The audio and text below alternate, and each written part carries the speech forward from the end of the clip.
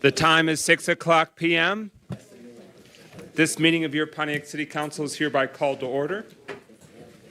We turn the floor to the Honorable William Parker, Jr. for this evening's invocation introduction. Good afternoon, Brother President, and good afternoon, everyone. Glad to see everyone here. This evening, we will have our invocation given to us by Pastor Emeritus Kathy Dessereau.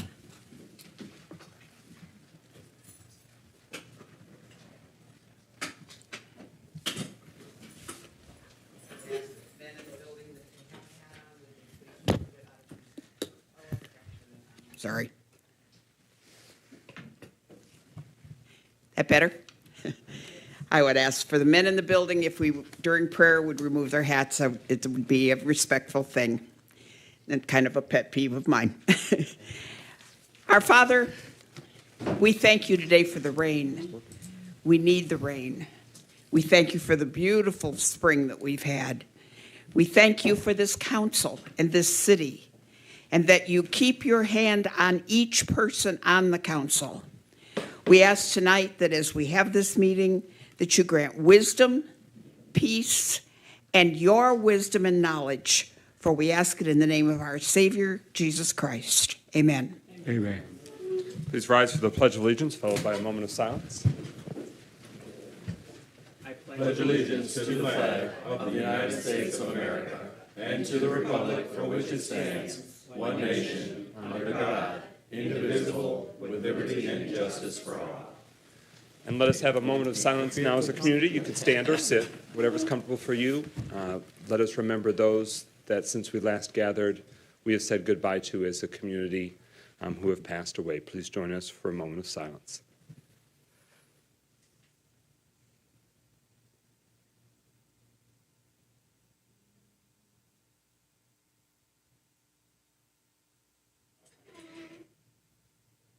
Thank you. You may be seated. Roll call, Clerk Doyle.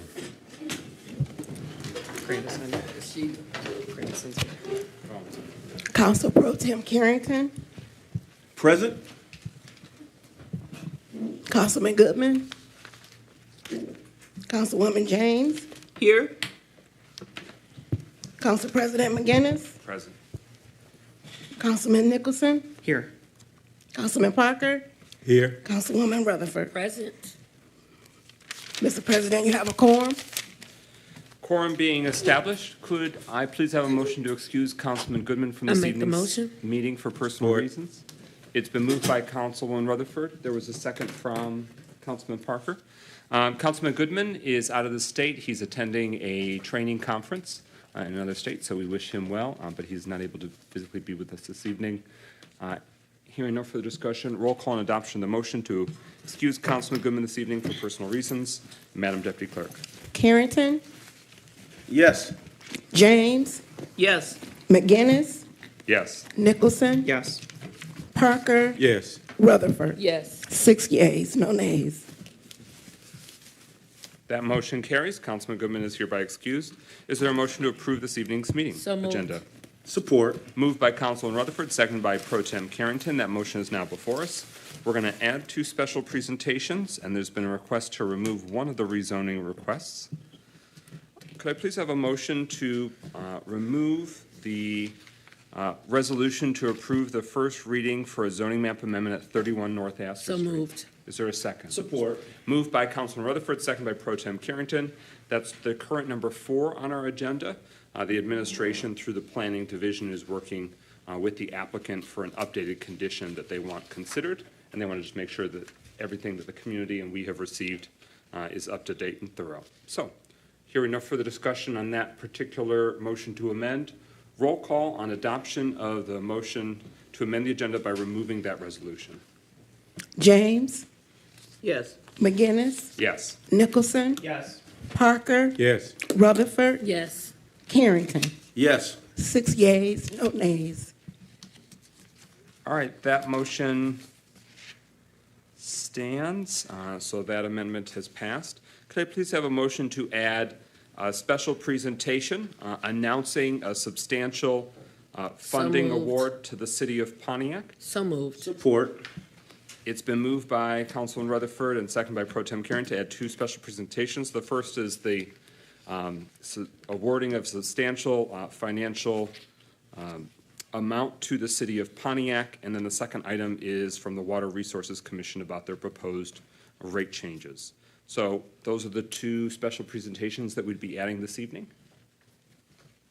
Hearing no further discussion, roll call on adoption of that amendment. Madam Deputy Clerk. McGinnis, Yes. Nicholson. Yes. Parker, Yes. Rutherford, Yes. Carrington, Yes. James. Yes. 6 yeas, no nays. That motion carries. The agenda is hereby amended.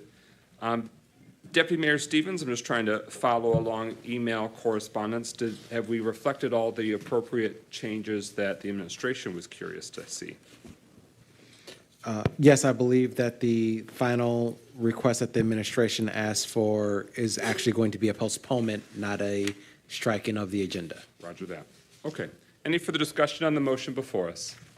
Hearing none, roll call on adoption of the agenda as amended. Madam Deputy Clerk. James, Yes. McGinnis, Yes. Nicholson. Yes. Parker, Yes.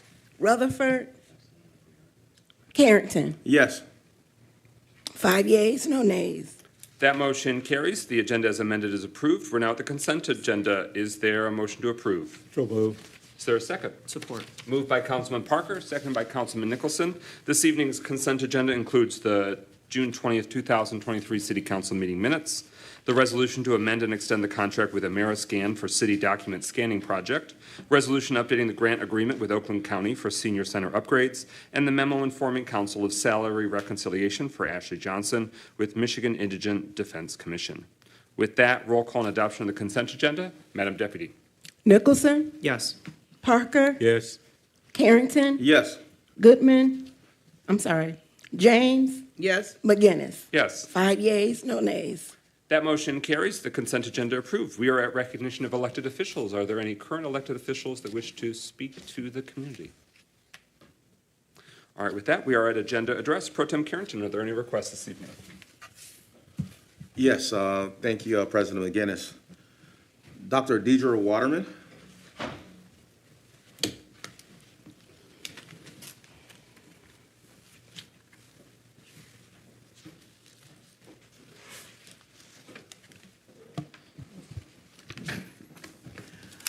I am speaking to the minutes that you have on the agenda, which council just passed by the consent agenda. There is I must bring to your attention something that is in the minutes. In the budget that you passed last week, which indicates the council persons and mayor gave yourself a raise, which is against the ordinance that says all compensation of elected officials in this city must be decided by the Elected Officials Compensation Commission. And that commission then recommends whatever changes need to be made by council vote. So one of the responsibilities of any administration is to abide by the ordinances and charter of the city. So I'm sorry, but I just had to bring that for your correction so we can do everything proper and in order. I tried to show that to Councilman Nicholson last night, and he knows about this because he was my appointment to the Election Compensation Commission. So I just wanted to make sure that that had been corrected so that we can proceed ahead. And I brought it to your attention because it wasn't corrected by anybody on the body. The second thing I'm going to bring to your attention is, and I passed along to each of you, I hope Pastor Parker did share that with you, and it's page 47 of 52 of the same budget I'm referring to. And in your budget, you approved what seems to be what I've been saying all along about the $10 million in ARP money. That's the American Rescue Plan dollars that was put into the general fund budget both last year and this year in the mayor's recommended budget. The problem with that, by putting it in the general fund, it is harder for council, you guys, to monitor it and to assure that the ARP money is used for the purpose we intended it for, one of which is COVID-19 relief funding to our citizens and businesses. Now, I have been refuted by that, but now that you published the budget, which is in the That is your view, time. I'll continue in public That is your comment. time. Thank you, Dr. Waterman. Ronnie, is it Flex or Flix? Fleming, okay, thank you. The body that the former mayor is referencing is actually called the Local Officers Compensation Commission, and they are by state law meet once a year. They have not met yet. So the existing compensation for all elected officials in the city remains the same. The budget allows, if they change it, which they may not, if they convene. So the compensation for all your elected officials remains the same. Good afternoon, citizens of Pontiac, Mayor, City Council. Order in the chambers. The gentleman has the floor. Please, former mayor. I'm from the District 7, and I'd just like to say we have some wonderful things going on in District 7 with this new proposal up at Longfellow School. I'm urging the council and them to move forward on it. It's great things to have new apartments come up in this new space, places for retail, places for our local rappers to have, as well as the landscaping projects that they have planned for there. So I'm just urging the council that we move forward on this project up at Longfellow. Thank you. Thank you, sir. Ms. Darlene Clark, what agenda address item you want to? Okay, thank you.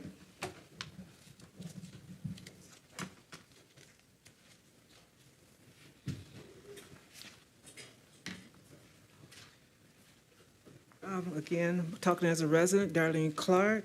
I applaud the council people and administration for taking a look at the trash for the GFL and the trash containers, because that is a very long problem.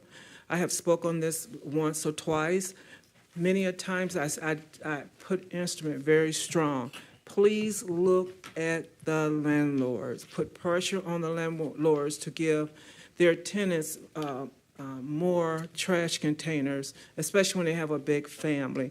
Also, in renewing the contract for the GFL contract for trash, please have it where you can they can pick up more than 2 items. Picking up 2 items when people are trying to clean out, especially during the summer, is kind of hard. So 4 items, I mean, I know you don't want a lot out there, because I wouldn't want a lot out there, but at least 4 items to be able to set to the curb. Again, I ask you please to take in consideration to have seasonal trash containers to be put to the back. I agree with what you're saying wholeheartedly, but the concern that I have for a lot of the residents that I know and a lot of family members and other friends, that pulling those trash containers out in the winter is going to be hard for a lot of people. So if you go from November to April and allow them to put it to the back, and anything from May to April, they can put it to the side. So once again, I applaud your effort. Thank you, Ms. Clark. Mr. Chuck Johnson. I pass. Okay. Ms. Gloria Miller. President McGinnis, that concludes our agenda address. Okay, we are at the second reading that continues from the June 13th meeting for amending the municipal code, which governs the city of Pontiac. The text amendment to amend Article 2, Chapter 94, Section 26, refuse containers and yard waste containers specifications, to add subsection G regarding regulation of waste container storage. I recognize that we've actually amended the agenda to add 2 special presentations, so I'll put a pin in that, and I shouldn't just let my eyeballs follow what's text before me. So the first special presentation, very large and substantial news for us, the people of Pontiac. We give the floor to Mayor Greimel to make this substantial announcement to our fellow citizens. Well, thank you, President McGinnis. We're very excited about the first part of this announcement, and that is, as council is aware, and I think a number of members of the community are also aware, our grants department has been working very diligently over the past year or more now to obtain funding for the restructuring of Pike Street and the Clinton River Trail connection. This is a project that is very needed in the community, both because the current pavement condition of Pike Street, really along the entirety of Pike Street, is in very bad disrepair, number one, And number two, the Clinton River Trail in Pontiac is really segmented in two. The western portion of the trail dead ends at Bagley Street and doesn't pick up again until Updike Road in Auburn Hills. And the Pike Street Clinton River Trail Connection Project is all about resurfacing Pike Street and making it a truly pedestrian-friendly street that people can use, whether they're driving a car, whether they're riding a bike, whether they're walking, to make it a true east-west connection in the community that will bring both sides of the community together in a very real, palpable, substantive way. It's a very expensive project, and that's why our grants department has been working very diligently to secure funding for it. And we're happy to announce that we are on our way to making that a reality and that project a reality.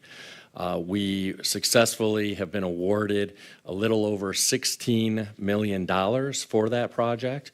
And in addition, the Ralph Wilson Foundation is welcoming a grant proposal from us for $4 million, which would be the requisite matching amount if we officially receive that award.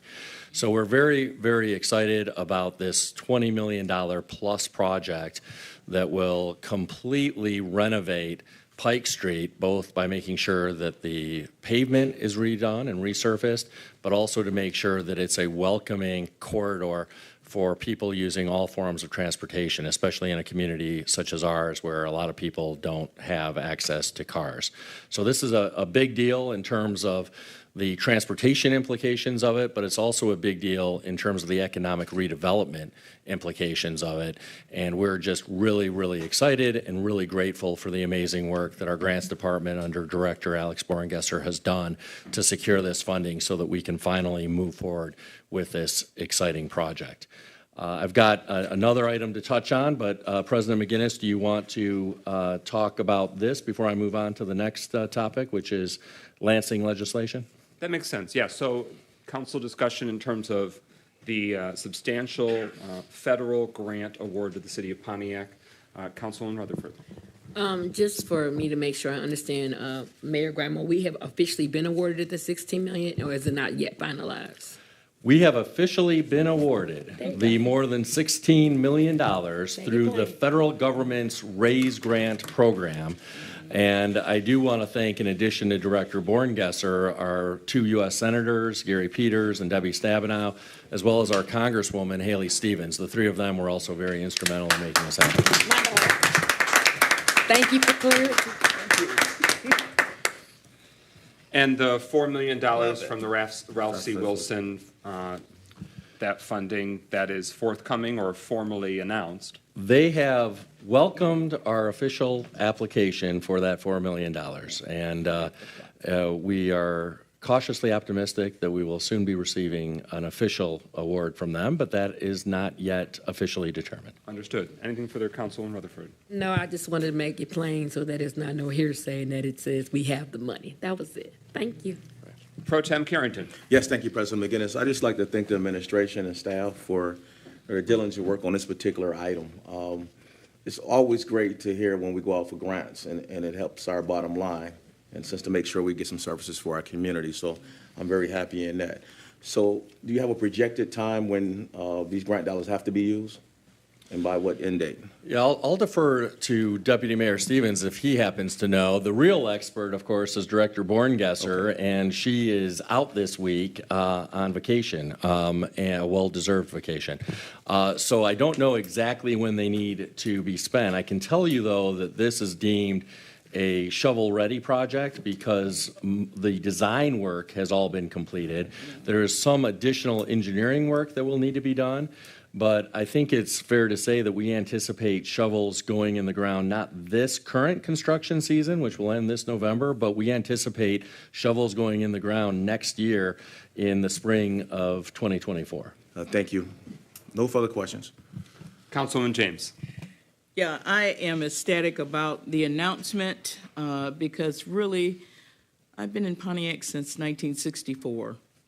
And I don't know when we have had a change like what we're seeing with the Woodward Loop. The last time we did that Woodward Loop change, the city of Pontiac really did nothing we just listened to MDOT's plan and said, okay, we'll go along with it without a plan of our own. For the first time with this grant coming in, the city of Pontiac will be able to say, we have a plan to work with and coordinate with what the Woodward Loop plan will do. We have our own plan for what we want to see happening in our city. We're going to be able to bring the Clinton River Trail downtown. We're going to be able to do so many wonderful things in coordination with that Woodward Loop project that's going to change the whole configuration of our downtown.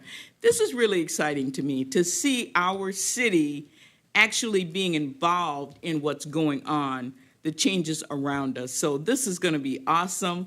I am so pleased to hear that we got this this grant. I know there are other grants, there are other issues. There are people saying, well, there are things more important.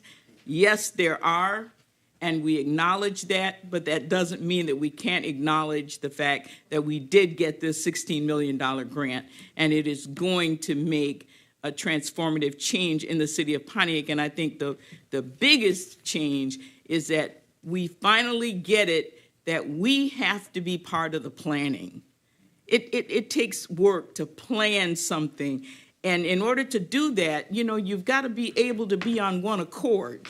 You've got to be able to be talking to each other and working together to make these kinds of things happen. So I'm ecstatic about it. It is going to be transformative, and I just can't wait to see it take place. Thank you. Further discussion? I do want to speak on behalf of our residents of the East Side. Pike Street being reconstructed is a very big deal because of the extreme deterioration that happens. It negatively impacts everyone that has to drive on it, but also neighborhoods that are immediately abutting or adjacent to Pike Street. So this is a transformative, positive improvement for many different neighborhoods along the east side. I know that's true in District 1 as well and through the downtown, but I just want to speak essentially from Pike and the Woodward Loop just outside the door here, all the way to where it dead ends on Eastway. That's a very substantial stretch of road. And to see new lighting, to see new landscaping, to see new public improvements, to see a walk path, to see new passable roadway, it's going to be a very big deal for many thousands of people that live on the east side of our community. And for that, I'm really grateful for those that applied last year, and we very narrowly missed out. They went back again, they made the application stronger, and as a result, here we have the positive outcome that Pontiac is getting its fair share and then some when it comes to these federal resources from these specific buckets, and we're going for every possible bucket in all these different categories so that way we can keep making these investments into our neighborhoods and our residents. Anything else on the successful grant award from the federal government? With that, Mayor Greimel, the Part B to your special presentation on funding pursuits. Well, thank you, President McGinnis.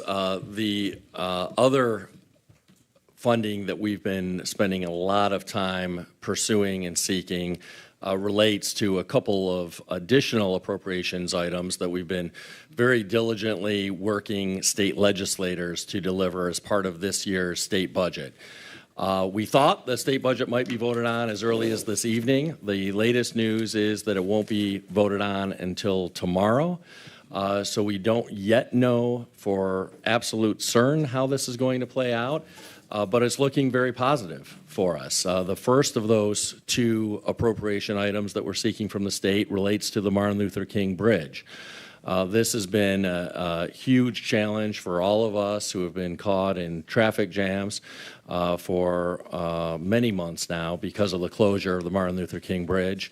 The total estimated cost of the project of demolishing the existing bridge and reconstructing it, which is really what's needed, is from $12 to $15 million. So it's a huge amount of money that is needed to properly reconstruct this bridge. And I don't know that we'll get the full appropriation, but I think that it's very likely, based on the early word that we're receiving that we're going to get most of that needed funding from the state. We have also been in, and again, we'll know for sure tomorrow on that. We've also been working closely with Congresswoman Haley Stevens, who's been going to bat for us to secure additional funding for the bridge, and we will know for sure about that additional funding in August. But assuming that we get good news tomorrow and we secure most of that funding, we're going to move forward with the design and engineering and other preliminary work to make sure that we can get this bridge fixed finally. So that is a big deal as well, and we're excited about that. I do just want to moderate expectations about the MLK Bridge project because it is going to take a long time for that project to happen. We have to design and engineer a new bridge. And let me first say, we've already been, for the past 4 months, we've already been doing soil testing there, taking soil borings, we've been doing surveying work there. So we've been providing and laying the groundwork for the engineering that needs to occur. But the formal design and engineering of that bridge is going to take at least a year and probably more. And then we need to go out to bid with those designs and engineering specifications, which will take some time, and then the construction will take at least a year. So this is going to be a long time until that bridge is rebuilt, but that's the nature of the fact that this bridge deteriorated for many years and for whatever reason was not detected until last year. And so those who were inspecting the bridge in the past were not doing right by the city because this deterioration did not happen overnight. It was happening over many years, but went undetected.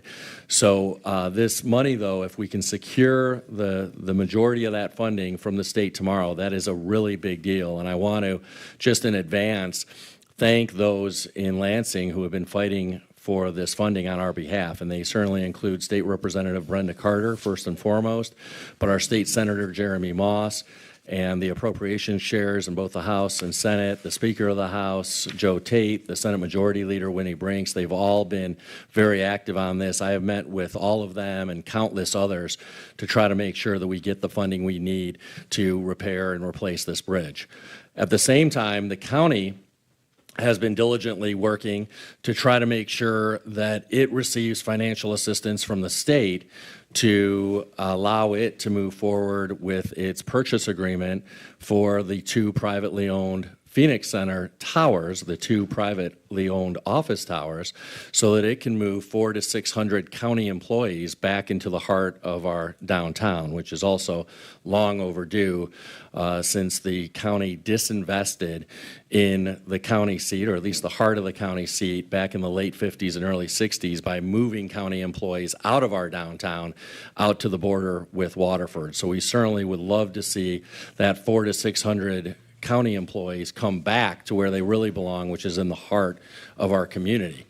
As part of that, I have been advocating with state legislators that if they're going to provide assistance to move that project forward, we need assistance, the city needs assistance, to make sure that we're able to pay off the $6 million debt that the previous administration left this city with when it entered into that convoluted Phoenix Center deal 2.5 years ago, whereby the city bought the privately owned office towers for more than $19 million, sold them at a more than $12 million loss to other private owners, and paid $5+ million out of the city's general funds at the time, and then took on a $6 million debt. So I've said to Lansing that if they're going to provide assistance for this project that Oakland County is proposing, we need financial assistance so that we can finally pay off that debt that we were saddled with by the previous administration. So we're excited to hopefully hear some good news in that regard tomorrow as well. President McGinnis? Thank you. Other discussion regarding that second side? Yes. Councilwoman Rutherford. Thank you. Mayor Grimo, when do you think, I know you said tomorrow, but do you have a timeline so I won't keep texting you all day trying to find out what's going on? Well, the conference committee, which is when this should become public, will be meeting in the morning. I believe the conference committee, which is representatives of the House and the Senate, will be getting together tomorrow morning, I think at 10 a.m. And so hopefully at that time, the final written proposed budget will be made public. So certainly no later than noon, we should at least have a sense as to what is formally coming before the legislature to actually be voted on. Thank you so much. Further discussion? Please, people of Pontiac, join us in sending up your prayers and well wishes, positive vibes that the MLK Bridge funding can be included and downtown support can be included in the state's budget determinations. Absolutely. With that, that concludes our first special presentation. We turn the floor now to our Oakland County Water Resources Commissioner and his team for an update for the City of Pontiac water and sewer systems.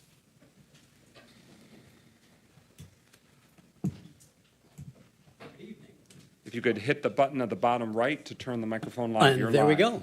Good evening. My name is Jim Nash. I'm the Oakland County Water Resources Commissioner. I've got my A-team here. We have Gary and Drew and Amy and Damar and Raphael, and Julia is my community liaison. So we have a presentation we're going to give you about what the rates are and what we do and all the things that relate to that. And then we can have questions. So, Raphael? All right, if you want to pop over a couple slides. All right, so here's how it works. You take your costs and you divide it by your estimated sales, and that's how you get the rate. And we'll start going through the sewer side first. All right, so sewer rates. As you can see, we're losing a little bit of volume based on a 3-year average, going down a little under 1%. But the meter equivalents, which if you know your bill pretty well, you know you get a charge based on your meter size. That's going up a little, which is good. You know, if it goes up, that means more to spread it over. Okay, sewage treatment's going up 7.2%. Clinton River charges are going up about, let's see here, 5.3. However, it's based, split between Clinton, Oakland, and Pontiac is based on the 3-year average sewage flow. That flow sometimes works in your favor. Unfortunately, this year it did not, so you're getting a little larger increase there. Also, some of the debt associated with that facility has gone up. So that's how you get to the 7.2. Operating expenses, normal daily operating expenses are going down slightly. Reserves. You see that amount going from 4.9 to 20.6. A lot of that is grants. We usually don't get grants, or at least since I've been here, since 2014. It's a new thing. You also see that the non-rate revenue is going up. That's kind of, take about 15.5 million of that. That's offsets either for grants or additional debt for the system associated with the MLK and the Woodward Loop projects that Drew will probably talk about in a little while.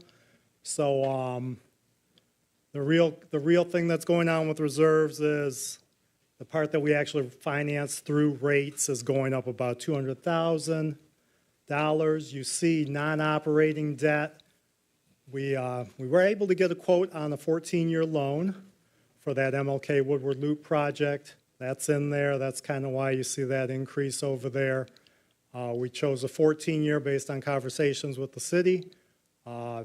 The water debt for the system currently will expire in 2037. So a 14-year loan on the sewer side will also allow both systems to have debt gone if we can keep it that way by 2037, at which point you could take over your systems again, which would be a wonderful thing.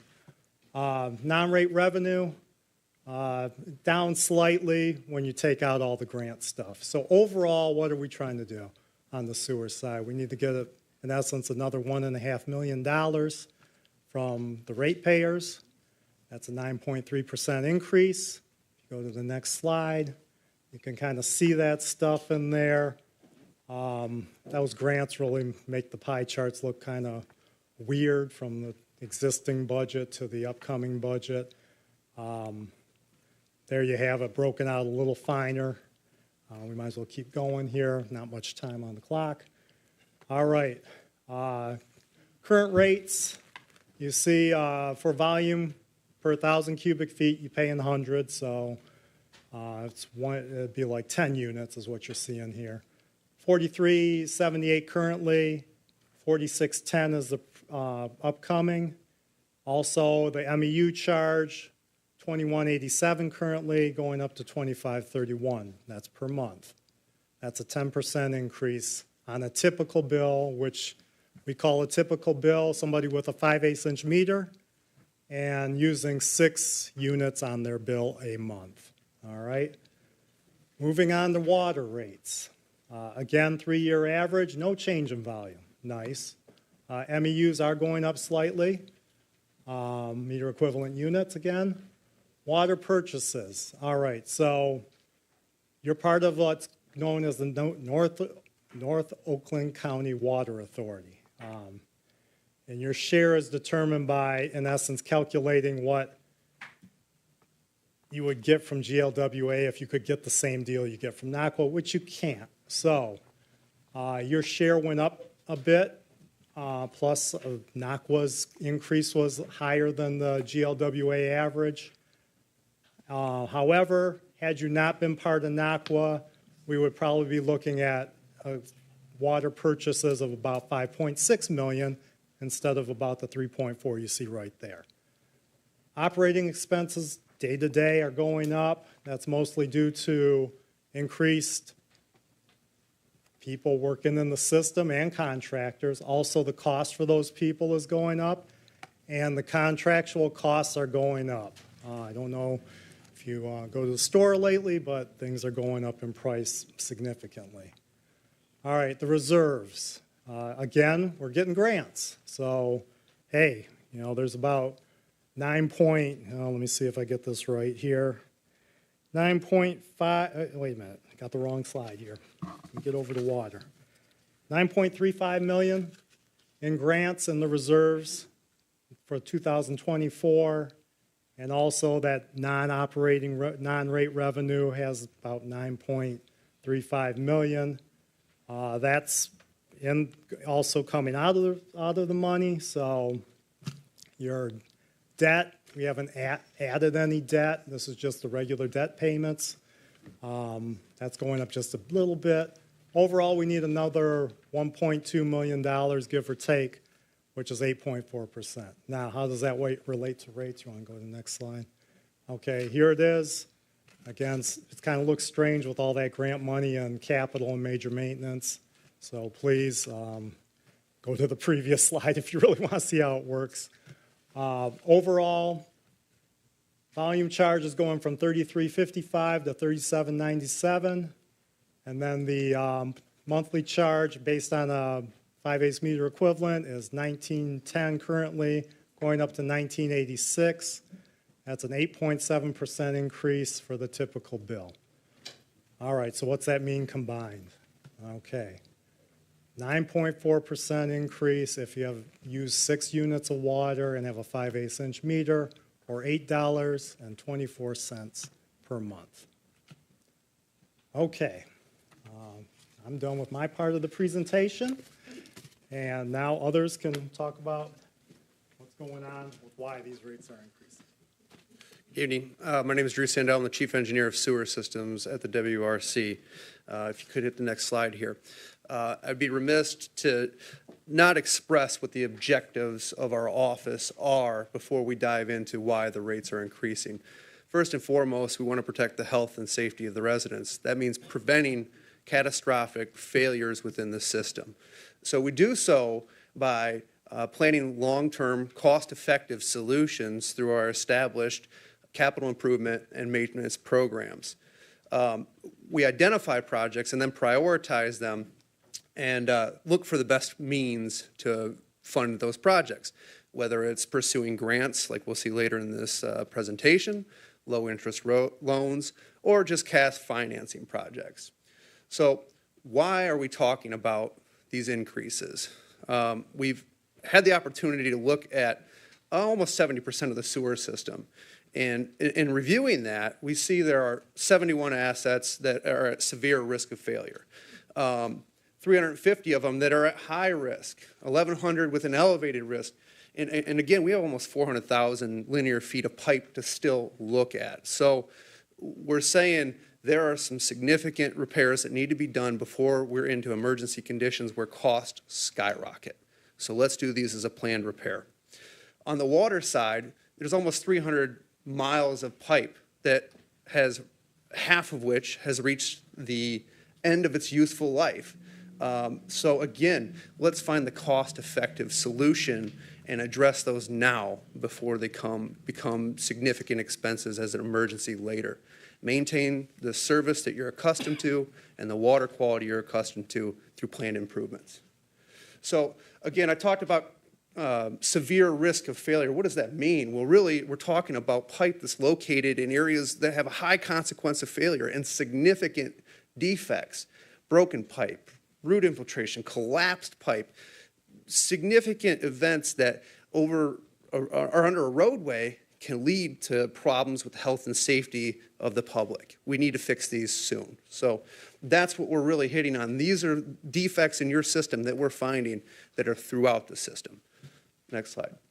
What are we doing about it? We've pursued funding through the American Recovery Plan and received a $12.8 million grant to improve some of the sewer systems. So in the gray and green areas that you see on the map there, we're coming through and doing a significant lining project to address several of these defects that we've identified. So a great opportunity, you know, kind of the theme here is pursuing grants and improving infrastructure.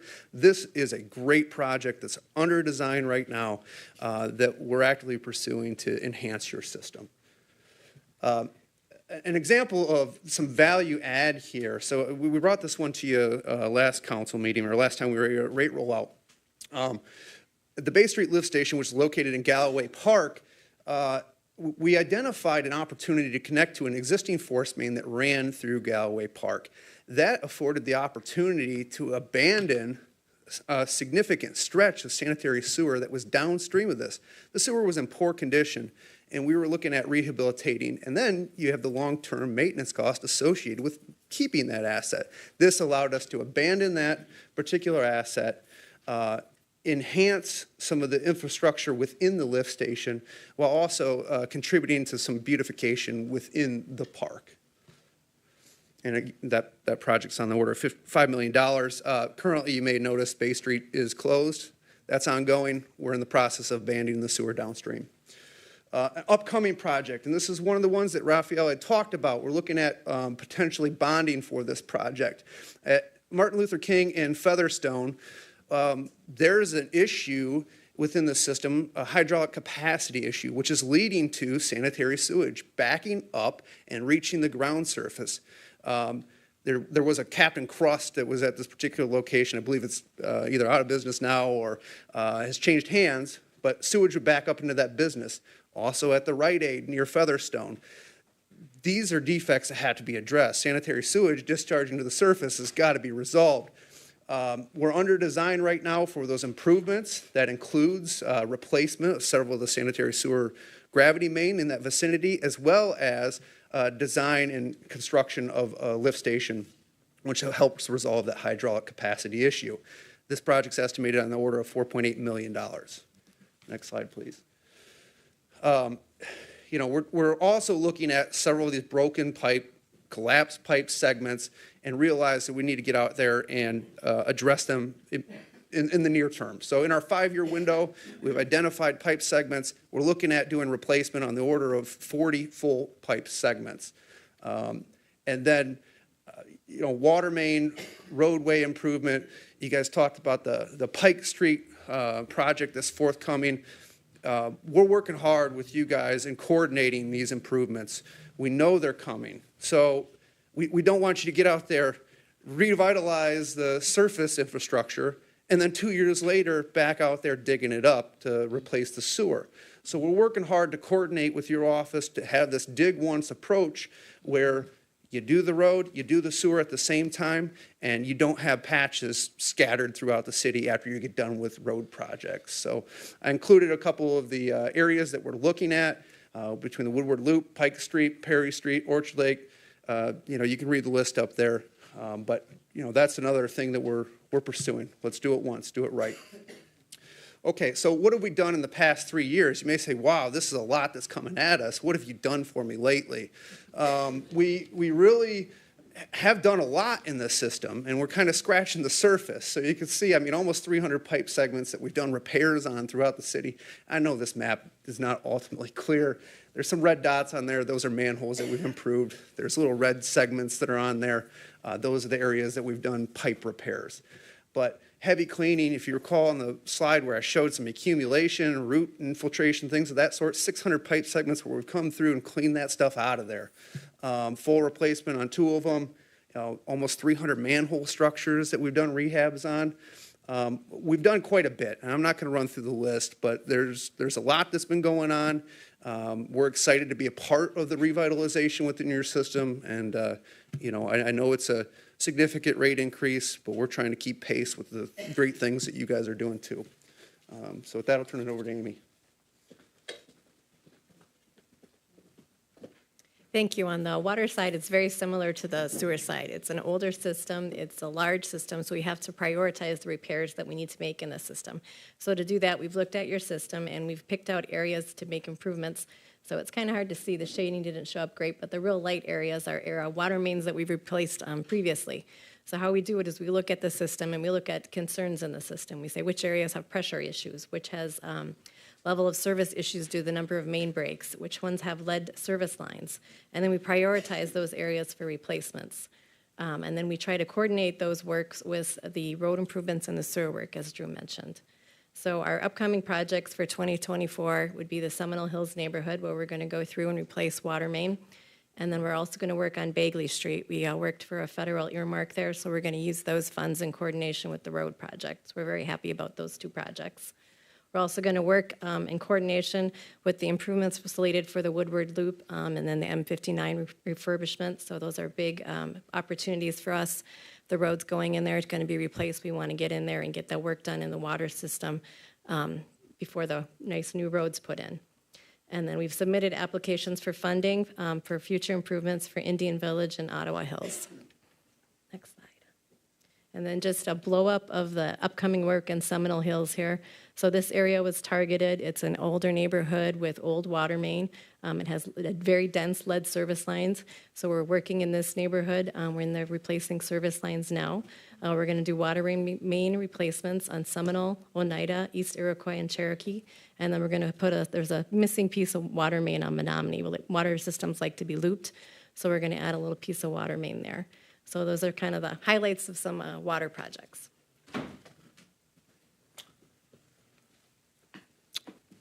Raise that up a little bit. Hi, my name is Gary Nagro. I am a manager at the Oakland County Water Resource Recovery, at the Oakland County Water Resource Commissioner's Office. So I just wanted to touch briefly, I know that we're kind of running far over here on some of the work at the Clinton River Water Resource Recovery Facility. This just shows a pie chart of the work orders that we do, trying to demonstrate that rather than have a lot of corrective maintenance type work orders, we're getting to the point where we're trying to get ahead of it, and we do a lot of preventative maintenance and predictive maintenance work orders as well. Those numbers to the right and the cost showing how much are spent on those types of work orders. So, next, thank you. This right here is the capital improvement plan. This is the 5-year capital improvement plan right here. So I wasn't necessarily going to go through all the different projects that we're working on over the next 5 years. The most significant one on there, though, is the optimization phase 1 electrical improvement with cogen project. We did receive SRF funding from the state of Michigan through Eagle, and it's a $38 million loan, in which they have also granted us 10% principal forgiveness. That means $3.8 million we do not have to pay back. So minor, a small grant, but every little bit helps. And then I also have the pleasure of announcing that as of this past Friday, we received an almost $11 million grant for that project as well from FEMA, federal government, and that's the Hazard Mitigation Grant Program, and that has to do with replacing all the electrical equipment at that facility. Much of it is over 50 years old and in a state of operating, but we don't like to take too many risks. So, so there's a big project that's out to bid right now, and we're anticipating that the project will be a big improvement to the facility. Next. I didn't even notice the slide switch because this is the major maintenance 5-year major maintenance plan, which is similar to the capital improvement plan. So a lot of smaller operational projects listed out there over the next 5 years, and replacing pumps and motors and things like that. So okay.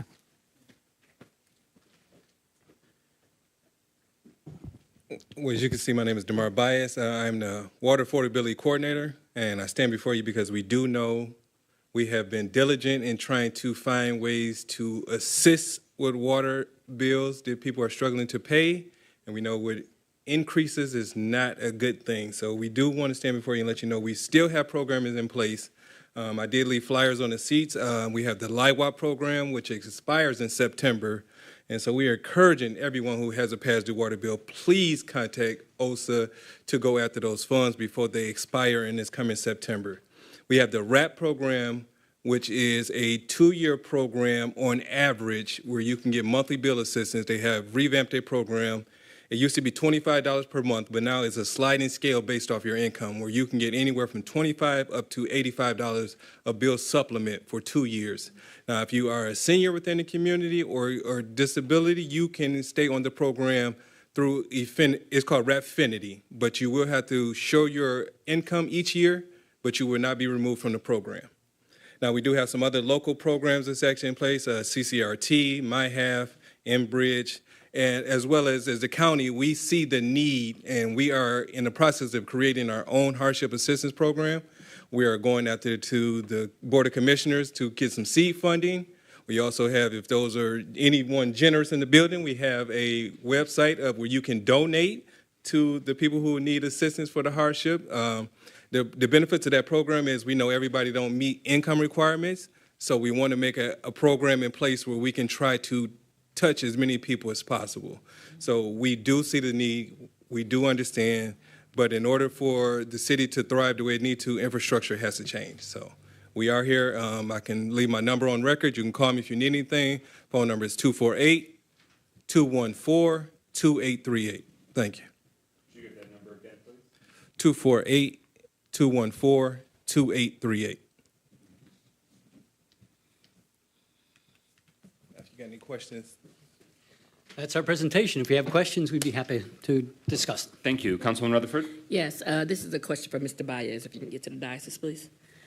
Currently, how much funding is actually available or left within OSHA and CCRT? And what's the day-to-day ways that you guys are actively telling people about it? Because sometimes it's misinformation that's given. And so I want to know what's the proper procedure for people to apply through CCRT and or through OSHA? Well, CCRT, they operate off private funding. Far as last time I had a conversation with her, she said they did have funding. They're never really not required to release that dollar amount to us because they operate off private funding. OSA said that they are running around still about $60,000 that's available right now for the program expires. Okay. And I guess my follow-up will be with Mr. Nash. Thank you, Damar. My follow-up is, Mr. Nash, last year, Congresswoman Brenda Lawrence gave $800,000 to the water program. Am I correct? Yes, that was one of their earmarks. Okay. And so was that money just brought directly towards the city of Pontiac, or was it spread out between? Oh, no, this was for the city. Amy, you kind of did that, right? Yep, we're gonna use that for the Bagley Street improvement. We'll need you on the microphone. I'm sorry.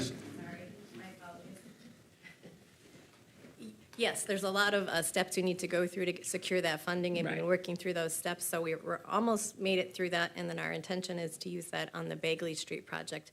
Due to the dollar amount, it fits pretty well into the funding scheme that we need to follow for that. Thank you so much. Thank you. Councilman Nicholson. I've asked us if DPW is, MDOT's going to be starting work on Orchard Lake Road. With Voorhees will likely be a very major thoroughfare, and we've had some failures in manholes. Are the manholes constructed the same way as the city's manholes, where they're the masonry sort of barrel-shaped brick and mortar manholes. So I would have to look specifically at the ones you're referencing. Several of the manholes within the city are brick, but there are also several that are concrete structures too. So it's a mixed bag. If you have specific locations, I can look and see. Yeah, I just want to make sure that we're going through Voorhees as much as we can, just because I'm sure it's going to become much of a more load-bearing street than it was intended to be. Yeah. With Orchard Lake being closed for periods of time for construction. Okay, we'll take a closer look. Thank you. And we are coordinating with Orchard Lake Road. And I've been asking different departments if they're aware of the surveying that was going on. There are pavement elevation markings up and down Voorhees, and it doesn't seem like anybody's aware. When I stopped and talked to the surveyor, they said, we're a subcontractor, we're just here doing the job. We don't know who we're working for. They're yellow pavement markings, so, and it certainly wasn't us, so we were just curious to see if, what the deal was. I did not order a survey, but we'll ask in-house. No, here it's and see. just while we were here, I figured I'd ask. Thank you. Yeah. Thanks. Councilman James. Yes, I have a couple of questions. First, the increases for sewer, I believe you said was 9.4. The increase for water was, what was the increase for water? Was that? DeMar would go back a few slides here. Just pop it right No, up. it was 10% for sewer. Correct. And 9.4 for water. So does that mean that there is a total of 19.4 that water rates are going to go up 19 point? If you look at this, if that final column, the 9.4 is the total between both. Is 9.4 is for both? Yep. Okay, all right. The second question is, you've had more of an influx of grants in the last year, from what I understand. Do you ever use grants to defray cost? And if so, or if not, what, is it possible that you could go after grants to defray cost to the consumer? I guess indirectly, I mean, we're spending it on capital-related projects that would have required cash from the ratepayers, right? Okay. So, and I guess it's indirectly, it's offsetting a higher rate increase. So all of the grant funding that you get is used to offset, or for capital? Right, it's used to improve the system. Okay. All right. Could you provide the presentation to council people so that they can show it at their district meetings? Because it's very informative, and I'm sure my residents would love to be able to walk through that. We'd be absolutely happy to do that, and if you'd like, I'd be happy to come to your district meetings too. Well, we had DeMar at the last one. We had DeMar. Well, he did a he's great right job there, so. Explaining, the support that they have. But I think this information about how the rates are set, I think that my residents would be interested in seeing that and having that explained to them at that level. So, yeah, that would be great if you could provide the presentation. If you could be there, that would be even better. I'm happy to do that. Thank you. I want to mention one thing. Gary mentioned that we got a 3.8% grant because that's 10% of the $38 million program that we're doing. The Eagle made a decision that since we're working with other communities that we won't qualify for the 100% grant. If it was just a project that we were doing as a city, we could get 100% of that forgiven. So I am currently going to meet, I'm organizing a meeting with the environmental justice advocate for the governor to sit down and talk to them about why it's not right to do it that way. Because when we brought these communities together, especially for the Clinton River Water Resource Recovery Facility, that allowed that facility to be repaired with you guys paying much less of that cost than you would have if you totally owned it yourselves. So to us, to me, it's just not fair that you should have your share of that forgiven. So I'm going to sit down with the environmental justice advocate and see if I can get her on my side, and we could go to the governor and have them change that policy. If they want to send this money to communities that have a high rate of need, they need to do it in a way that's going to allow that. And the previous governor had us do all this collaboration with our neighboring communities. We did that, and now if it costs us your community, I think that's just totally unfair. So I'm going to sit down and we're going to do our best we can to get even more grants for this work. And if we can, that's going to lessen you down the street, down the road. You'll be able to, as you say, subsidize some of that you're paying yourselves now. Absolutely. So I think it's just kind of an unfair decision that Eagle made, and we were going to try to reverse that and see if we can't get you guys more grant money. Follow up, yes, ma'am. Could you tell me where is that facility? Where is the Clinton River that It's the old Pontiac wastewater treatment plant. It's just off 59, and actually part of it's along the Martin Luther King, right? Isn't that? Yes. Updike, I'm sorry. So we're on right off Updike Road, just past the exit off of M59. It's a big plant. Plus, we loan a bunch of the land around it that we're using for other purposes, and some of it we lease. M59, okay. There's another smaller side of the plant that's a little bit off from that. Are you all set, Councilwoman James? Yes. Pro Tem Carrington has the floor. Thank you, President McGinnis. Just one question concerning the historical debt, the long-term debt that you mentioned earlier. What was that number? How much was it? Yeah. I'd have to look it up to tell you what the. So, and I guess my question is concerning that, and have you guys thought about refinancing that particular debt for lower interest rates? A lot of the debt that's directly related to your systems are SRF loans. Those cannot be refinanced. Okay.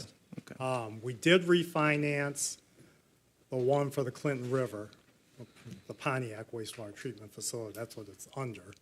We did refinance that a couple of years ago and reduced the debt payments that all the customers had to make on that when rates were favorable.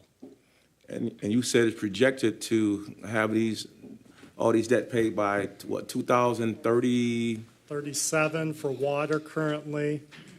If we do get that additional debt on the sewer side, that would be 2037 also projected. Currently, I think your sewer debt, without that new debt, would expire in either 2032, 2033, somewhere in that time period. So a little sooner than the water side. All right, thank you, sir. Any further discussion on this special presentation? Hearing none, thank you very much for your time this evening. Please update us as developments arise, including your advocacy for redesignation by the state of Michigan for even further funding support. Will do. Appreciate it, folks. And what would be the implementation time that ratepayers should expect this to be live? Rates go effective July 1st. So July 1st. So for everyone's July 5 bills. days from now, yes. All right, the July bills. So Councilman Nicholson's raising that we as a city council may want to draft a resolution that speaks to that more favorable designation from the state, so that way there can be greater forgiveness. So if you'd like to collaborate with the administration and council leadership, so that way we're singing from the same song sheet. It's a good thing to have a choir. Thank you. Thank you. All right, with that, we move now to the Municipal Code Ordinance Text Amendment. This is regarding where the city states the trash cans must be stashed when it's not trash time. So it's Article 2, Chapter 94, Section 26, Refuse Containers and Yard Waste Containers Specifications, to add subsection G regarding regulation of waste containers storage. We give the floor to the administration and planning staff to take it from here. Thank you, President McGinnis. This is an issue that I think, as you know, Code Enforcement Manager Jack McIntyre has been working very diligently on, and we'd like to postpone this item for one additional week. Is there such an interest from So moved. Support. Councilman Rutherford? Councilman Rutherford moves to postpone for 1 week. That is supported by Councilman Nicholson. Any discussion on that motion to postpone for 1 week? So with that, your trash cans are still, there are still rules, but they are not yet mandated to be different than what the current rules are. But if it's your trash, after your trash day, your trash has been picked up, you and your neighbors are required to bring them in from the street. So it violates the city's code, municipal code, if they're just left in the street for days on end. And they cannot go out until the evening before, but that's that. All right. With that, roll call, Madam Deputy Clerk, on the move to postpone for 1 more week. Parker, Yes. Rutherford, Yes. Carrington, Yes. James, Yes. McGinnis, Yes. Nicholson. Yes. 6 yeas, no nays. That motion carries. The postponement for 1 week has been approved. Is there a motion to adopt the resolution to approve the proposed budget amendment for budget year 2022-2023, increasing the budget appropriation in the following GL account 226-528-818.000, .009 sanitation services by $400,000 and decrease in the sanitation fund balance $400,000? Support. It's been moved by Councilman Parker and seconded by Councilman Rutherford. This item is now before us. Mayor and Administration, you have the floor. Thank you, President McGinnis. I'll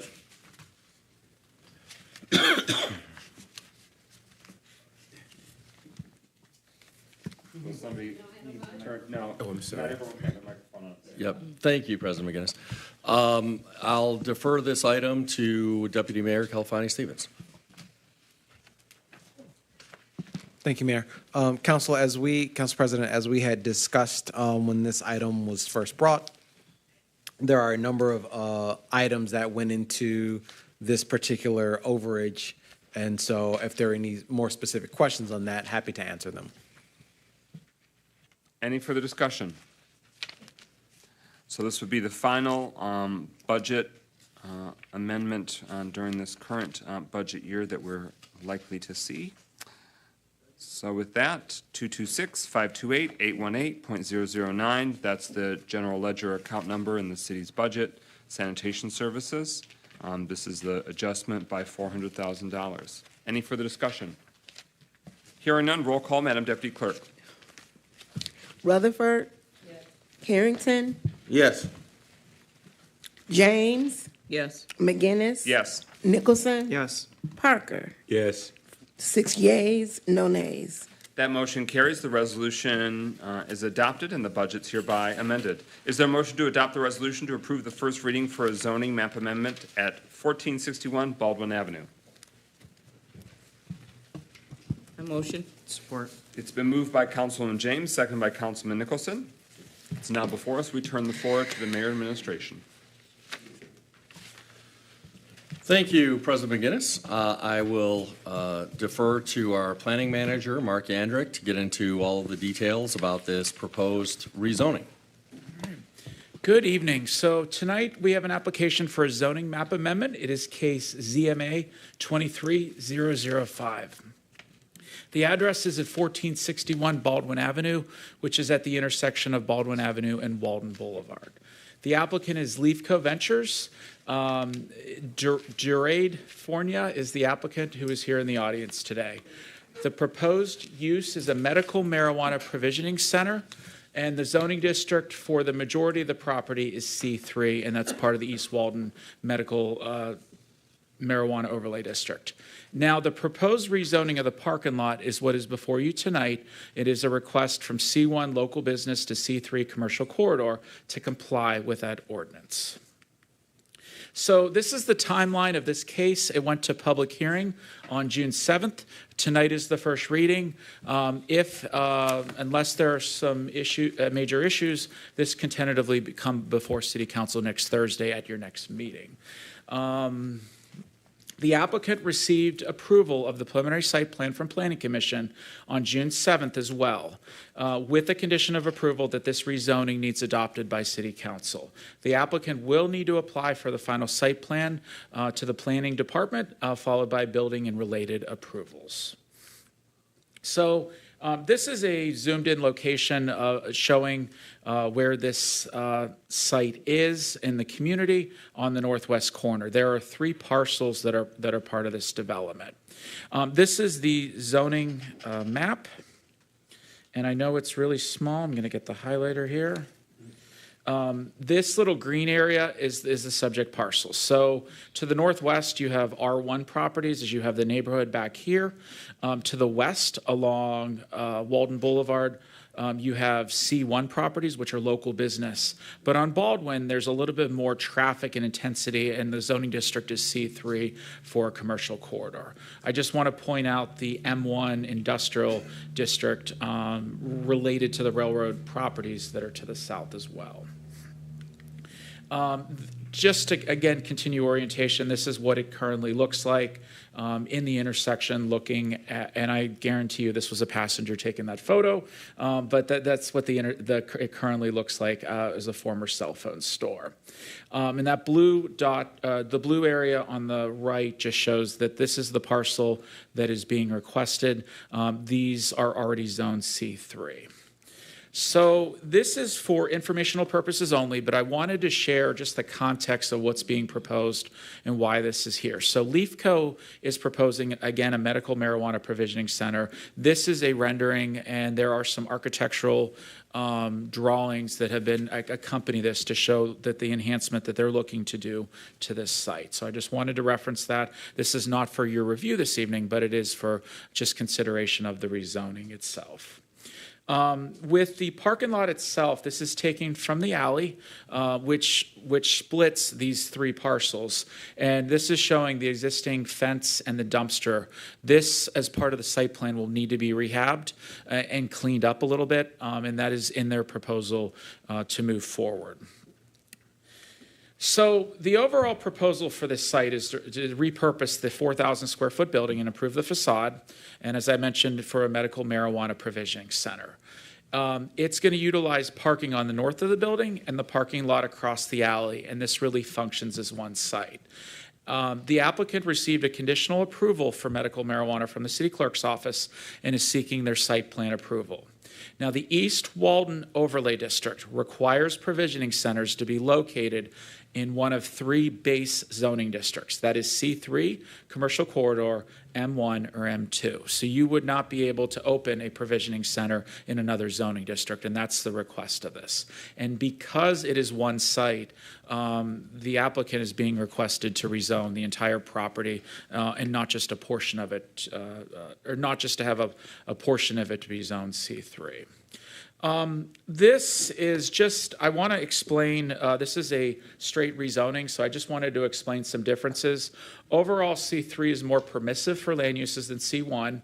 C1 is primarily for small retail operations. C3 generally allows a broader range of commercial uses. It does permit some industrial uses by special exception, such as automobile service, light manufacturing, mini warehousing, and non-toxic material and storage. The dimensional requirements for C3 are very similar to C1. There's a difference in lot width, minimum lot width that is required. There is a 10-foot setback for C3, where C1 only requires an 8-foot setback. Both of them have the same side yard setbacks, and they're both required for a 20-foot rear yard setback, and the height restriction is the same at 35 feet. I do want to correct one thing up there. The front yard setback is, I think the word front's missing. The front setback in C3 is 10 feet, where currently at C1 is 8 feet. So a summary of this rezoning is to align the proposal with the regulations of the city's medical marijuana ordinance. The lot size request is small enough that it's very restrictive for most uses as a standalone parcel. This parcel complements the parcel across the alley. So just to clarify that, this is not a large enough parcel that you're going to be able to put a standalone business in the future. This is really meant to complement the site at 1461. So staff does not have concerns about some of the intense uses of C3 because there's no logistical way to be able to meet all the zoning requirements, meet the parking, get enough of a business on that property, that this property tonight that you are considering really complements that existing C3 property. And this zoning district should not significantly modify the existing parking lot on this parcel with this proposal or any future land uses for that same reason. So Planning Commission's recommendation to City Council was approval of this zoning map amendment from C1 to C3, 4-0 without conditions. So that is my staff report. I'd be happy to entertain any questions you may have. The applicant is in the audience to speak to you and answer any questions that they may have as well. Thank you. Pro Tem Carrington. Yes, thank you, President McGinnis. Mr. Yardwood, concerning the separation of the R1 from where C3 would be, is that, how far is that away from the homes in that neighborhood? I was trying to tell by the trees and. So they are abutting each other. Thank you. They are abutting each other. There is just several feet between the existing curb of this parking lot and the adjacent property line. And these are legally non-conforming things that can't continue as it is, but it is very close. So, Thank you. And Councilman Nicholson pointed out, it's not regarding the zoning, but the site plan, the Planning Commission did add conditions that there would be a more substantial barrier there. So it's not impacted by the zoning, but it was raised so that way, just because there's some age to that separation, so that way there'd be a substantial buffer that's more permanent. One planning commissioner raised that if, a snow plow service in the middle of the night, if they pack too much snow up, maybe the fence might come down, so they wanted something a little bit more substantial of a barrier. So that was one of the conditions of approval for the site plan. But since we've got the rezoning here before us. Thank you, President Guinness, for letting me know that. Councilman James. Yeah, I just want to clarify that the proposal is really about the parking lot. The building itself is already zone C3. You are correct. And, because at first you said that, and then you said so much more that I got a little confused as to what we were talking about. So we're really talking about bringing the parking lot in line with the building. That is correct. Okay. Any further discussion? Again, this is a first reading. It'll be before us next week. It was already moved and seconded, correct, Madam Deputy Clerk? We cleared that hurdle? All right, so it's been moved and seconded that this resolution just acknowledges that this is the first reading, and it will be before us for a second reading before we can ultimately make that decision. Hearing no further discussion, roll call and adoption of that resolution. Madam Deputy Clerk.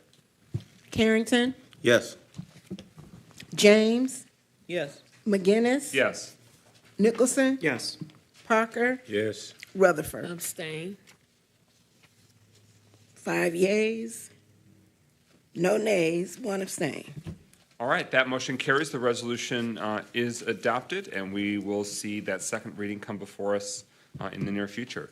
Is there a motion to adopt the resolution for approval to award the bid and execute a contract with Covenant Cemetery Services? So moved. Support. It's been moved by Councilman Nicholson, seconded by Councilman Rutherford, that we take up this resolution now. So, we've taken it up. Mayor and administration, you have the floor. Thank you, Madam, or rather, Mr. President. This is item 4, is that right, Mr. President, or item 5? 5, Covenant Okay. Cemetery Thank Services. I want to invite our purchasing manager, Alicia Martin, to the podium. But before I do want to just say a few introductory things about the contract. So we had started conversations with Covenant, who's been managing the city cemeteries, both Oak Hill and Ottawa Park, for about 3 years now, and maybe a little longer than that, 5 years now. Okay, and we had talked with them about the possibility of improving, from the city standpoint, some of the terms of their agreement. And they were willing to do so if we had a longer-term contract with them. But the city's attorney informed us that the existing contract only allowed for a 1-year extension by city council. And that if we wanted to enter into a longer-term contract beyond that, that we needed to go out with an RFP. And so we did go out with an RFP. We specifically reached out to some management companies, including Covenant, but also other management companies. And we only got a proposal from Covenant. So we were disappointed that we didn't get proposals from more interested parties, but we got a proposal from Covenant, and they changed how this contract would work. How the old contract had worked is that Covenant did the grass cutting in the cemeteries, but they were fully reimbursed for those costs according to a schedule whereby the city ended up paying Covenant to do that lawn maintenance and that grass cutting. In addition, the city was responsible for all maintenance of water pipes and irrigation pipes in the cemeteries. The city was also responsible for snow plowing in the cemeteries. And the city there was some ambiguity actually in the contract, but it was a little unclear who was responsible for small brush removal and small tree trimming, things of that nature, and some of that ended up falling on the city as well. So under the new proposed contract, the other thing I should mention is that under the previous contract, the city received 15% of all sales for grave spaces, cremation niches, mausoleum crypts, as well as interments, inurnments, and entombments. And I believe that's accurate. Correct me if I go astray here at any point, Manager Martin. Under the new proposed contract, instead of paying the Covenant to do the lawn maintenance, we will pay Covenant a flat annual fee, and Covenant will take care of the lawn maintenance and the grass. They will take care of the snow plowing. They will take care of any repairs of water pipes or irrigation pipes that are less than 2 inches in diameter. They will take care of all small tree maintenance and brush maintenance. The city will continue to be responsible for large tree removal. The city will continue to be responsible for any capital improvements, meaning substantial roadway improvements or building improvements, just as we were under the old contract. The city will pay Covenant an annual fee under the proposed contract of $150,000 per year. What we had been paying them for the grass maintenance alone was, depending on the year, it ranged in the past couple of years from about $70,000 to $90,000. But in addition to that, as I said, the city was responsible for snow plowing and for other maintenance items that will now be assumed by Covenant.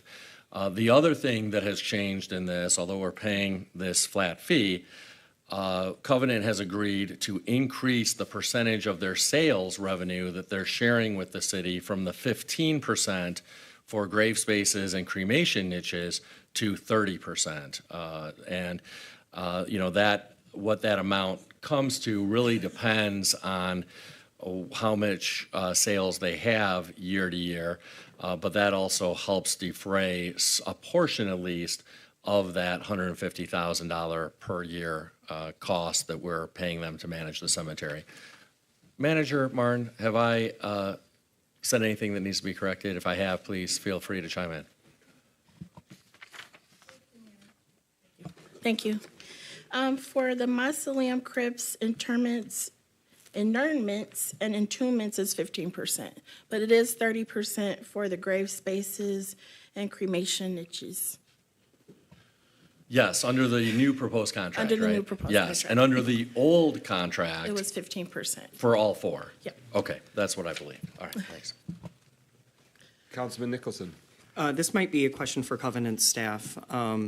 Do we know how many spaces are available between the two cemeteries? And have we incorporated, I know the city did purchase some land last year that it was adjacent to Oak Hill. Have we started to incorporate that land, or are we still in the process of considering Well, it? the land that was acquired for Oak Hill probably would be better with Al Cooley. At this time, it's not developed. What I can tell you about Oak Hill is that there's quite a lot of property on the Pontiac historical side, which we are hopeful that we can try to work with you guys on coming up with some great packages to offer out to some families, especially the ones that need some more assistance in laying loved ones to rest, because Oak Hill has a great 200-year in the community. Ottawa Park, wow, there's so much potential over there. You guys have quite a lot of woods that you guys own that could ultimately be transformed into property over there. I couldn't give you an estimate of how many graves. Do you have any idea, Al? No, I think part of the property at Oak Hill that Melissa was speaking about, we've been dealing with the state on. There was a large portion that was held for the old Clinton Valley facility over on Elizabeth Lake Road. So there was quite a bit of property that was held in that historical section. That was for burials for people from Clinton Valley. So that we're working with the state to get that back into use. But at Ottawa Park, we don't have an exact number out there, but it's been spoken a lot that you could do a burial a day for the next 100 years and still have enough room at Ottawa Park. There's a lot of property out there. Which I totally invite you all to come out. I would love to give you a tour of the property and you could see how much there's available out there. Follow-up question for administration. This contract then stays in as administratively managed by DPW, or where does it fall within the org chart? It does. It's under DPW, that's right. And to summarize again, this length of the contract term is 5 years. And are there options to? I didn't hear that part, I'm sorry. There's an option to renew for an additional 5 years if both parties agree to do so. Okay. What year did Covenant begin the operations? Michigan Memorial, I believe, was before, and that came and went. Yeah, I think it was called Detroit Memorial, actually. Correct. We took over in the very last week of April of 2017. It was a matter of 6 days between Detroit Memorial Park leaving and us coming in. It was 6 days total. Well, I'm grateful. I mean, this is obviously a niche market, a niche industry, and we recognize that there's not many players at the table. So we're grateful that there's still a vendor, a service provider who's willing to continue these services for Pontiac. This is an appropriate time right now to lament that Pontiac did have a very substantial savings, perpetual care funds that had been set aside by families and taxpayers over the generations to care for Oak Hill and Ottawa Park's maintenance and improvements. And in order to, settle up or balance the funds to make very short-term financial gains, those were all zeroed out. I believe there was over $1 million in that total. All of those funds were meant for us as the taxpayers to care for, maintain, improve those two municipal cemeteries. So we have been very hamstrung, us, the people of Pontiac, and the state law does not allow for the sale of municipal cemeteries. So we must maintain the operations and care, and it's a very specialized, unique task. And so it's something us taxpayers that today, if we try to have our own in-house standalone sort of cemetery function, that'd be a big burden on us, the people of Pontiac. So this seems to be, based on our assessment, the most cost-effective, the most practical, and where possible, we'll continue to try and make improvements. Each budget cycle, we look to where we can try and make improvements to the structures, to the roadways, to the infrastructure, to the offerings so that families have more options. And Mayor Greimel, I saw your hand. Well, it's a really important point. And the reason for perpetual care funds is that once a cemetery is fully built out, and we're not at that point currently, but once a cemetery is fully built out, there's no more revenue coming in, and which leads to the question, how does one maintain graves that are already there when there's no new revenue? And the whole idea behind a perpetual care fund is to build up this savings account, if you will, so that there is money and there are resources available to maintain the existing graves once a cemetery no longer gets new revenue, or once it becomes so built out that it gets very little revenue in future years because only a very small number of graves are being filled each year. And so that's the whole purpose behind it. As has been said, the emergency manager rated the city's perpetual care fund to the tune of $1 million plus. And we think it's prudent to start building that perpetual care fund again. Private cemeteries in Michigan are required by law to have perpetual care funds. Public government-owned cemeteries are not required by law to have perpetual care funds, but we believe it's still prudent to start building that fund again, because otherwise, when the cemeteries are fully built out, what will end up happening is that the taxpayers of Pontiac will be on the hook to provide for that perpetual care out of the city's general fund without the cemeteries generating any revenue. And so to that end, we are recommending, and the contract provides, that the revenue that we will be receiving, the 30% from some revenue sources and 15% from other revenue sources, will go into a perpetual care fund instead of coming into the city's general fund. Thank you, Mayor Greimel. Pro Tem Carrington. Thank you, President McGinnis. This question is for the DBW Director. Concerning the new lots that the city purchased along, I believe it's along Pike Street behind the cemetery. And the cemetery director said that's best served with the DBW department. I'm just wondering, when do you guys plan on clearing that space on those lots, or even getting rid of all the high grass in that area? I think it was Oak Hill Street, and so the deputy mayor and administration brought to us sort of our right of first refusal from the Oakland County tax foreclosure.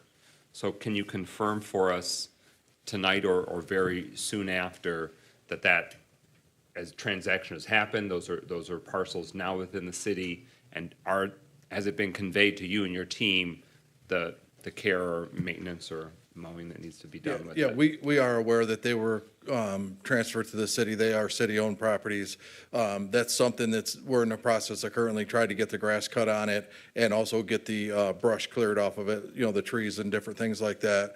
And then eventually we'll need to fence that in to incorporate that into the cemetery property so that it'll be able to be maintained along with the cemetery at the same time. It's something we're currently working on. Hopefully we'll have that done very soon here. Okay, so do you have a date for it? Because I know the 6th District and the residents have given me a lot of cause concerning that particular area. So I just want to, just putting it in the forefront. Yeah, so the brush and the trees will take a little longer. Our tree list is quite long, but we'll have somebody out there to maintain that grass within the next week or so. All right, thank you, sir. Yes.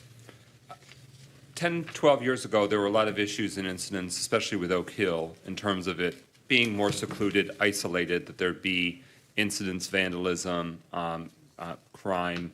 Have we seen, and it seems to have gotten quieter in terms of serious incidents, but can you report for us from the Covenant perspective, is it relatively limited in terms of incidents or evidence where you've had to call either the Sheriff's Department or let DPW know about vandalism or other signs? Obviously, Mother Nature does enough damage, but She does.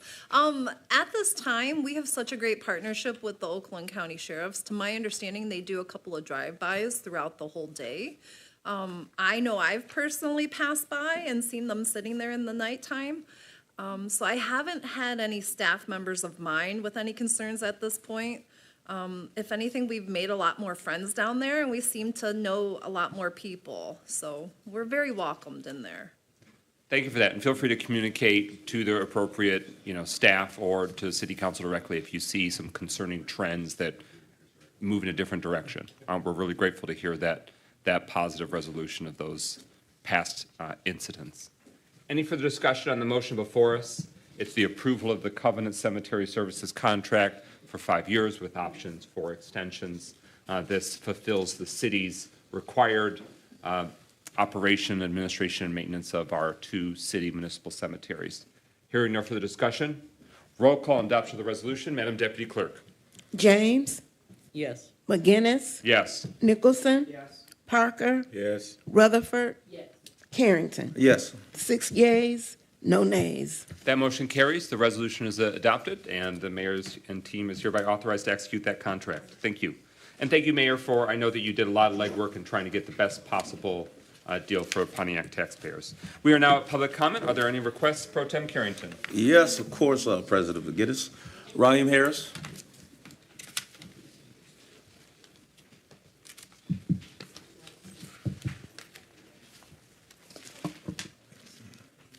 Somebody left a phone and keys right here. Hello, Mayor, City Council. We passing out some flyers right there. With the violence that's going on in our city, I do not want nobody to take a blind eye to it. We need to really pay attention to what's going on in our city. With the violence that's going on in North Hill Farms, First of all, we are in contact with the family of the young man that got killed over there. I think it's very sad that nobody have reached out to that mother. The Oakland County haven't reached out to her. Nobody have reached out to this mother. I think that's sad, and we need to start doing a better job. Because that mother over there hurting, she don't got no answers about her son that just got killed in North Hill Farm.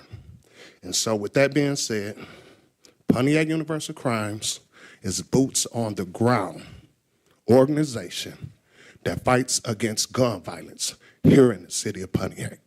We do not play around with these other organizations about this gun violence because it's serious. Thank every last one of y'all that have always showed up for us and have supported us because this violence is serious here in the city of Pontiac. All that good stuff that we talk about will not be happening if we don't stop this violence that's happening in our city. Please pay attention to this violence. So with that being said, Pontiac Universal Crimes is having our 8th annual march through North Hill Farms. The reason we are going through North Hill Farms is because of the drugs, the overdoses, and the crime that is happening here. And we are looking for supporters to support us. We're looking for y'all to support us with this mission, with this gun violence over there in North Hill Farms. It takes all of us. When I was younger, and I know I don't get much time, but I'm not for sure if his name is right, Bobby Kaiser. Who used to do the marches? Bobby Kaiser. Mr. Bobby Kaiser used to do marches here in the city of Pontiac. That's where I got it from. I used to be a drug dealer that used to be on Wall Street. When Mr. Bobby Kaiser used to come through the neighborhood, we all used to have to flee because we knew that when Mr. Bobby Kaiser came through there marching about this gun violence and all what's going on in the city, our city paid attention to it. Our city came together. Our police officer came together, and we had to clear out because we knew after they got done marching, the police was coming behind them, cleaning up. That's the reason why we march. We don't just march to play around or to be recognized in this city. Enough of that. We march in the areas that is violent at. We march in the areas where it's gun violence at, where our people are getting killed here in the city of Pontiac. Please take this serious. This is very dearly to my heart. That's why I don't play around with these other organizations when they talk about this gun violence, because you got to be serious. You got to be into it, taking care of these families that are being affected. We can't stop our young men that's out here carrying these guns, but we sure can support their families. And that's all I got to say. One love. Thank you, Mr. Harris. All right. Ms. Jackie Curry? And Mr. Harris, if we could touch base after the meeting, I've been speaking and including this morning with somebody who states he's the adopted mother. So we might have a birth mother and adopted mother situation. Yes. So I want to touch base with you to make sure that all parties Please give me a call. Yeah, that'd be great. Because we need to, support this family, please. Thank you for the work you do. Thank you. Yes, ma'am.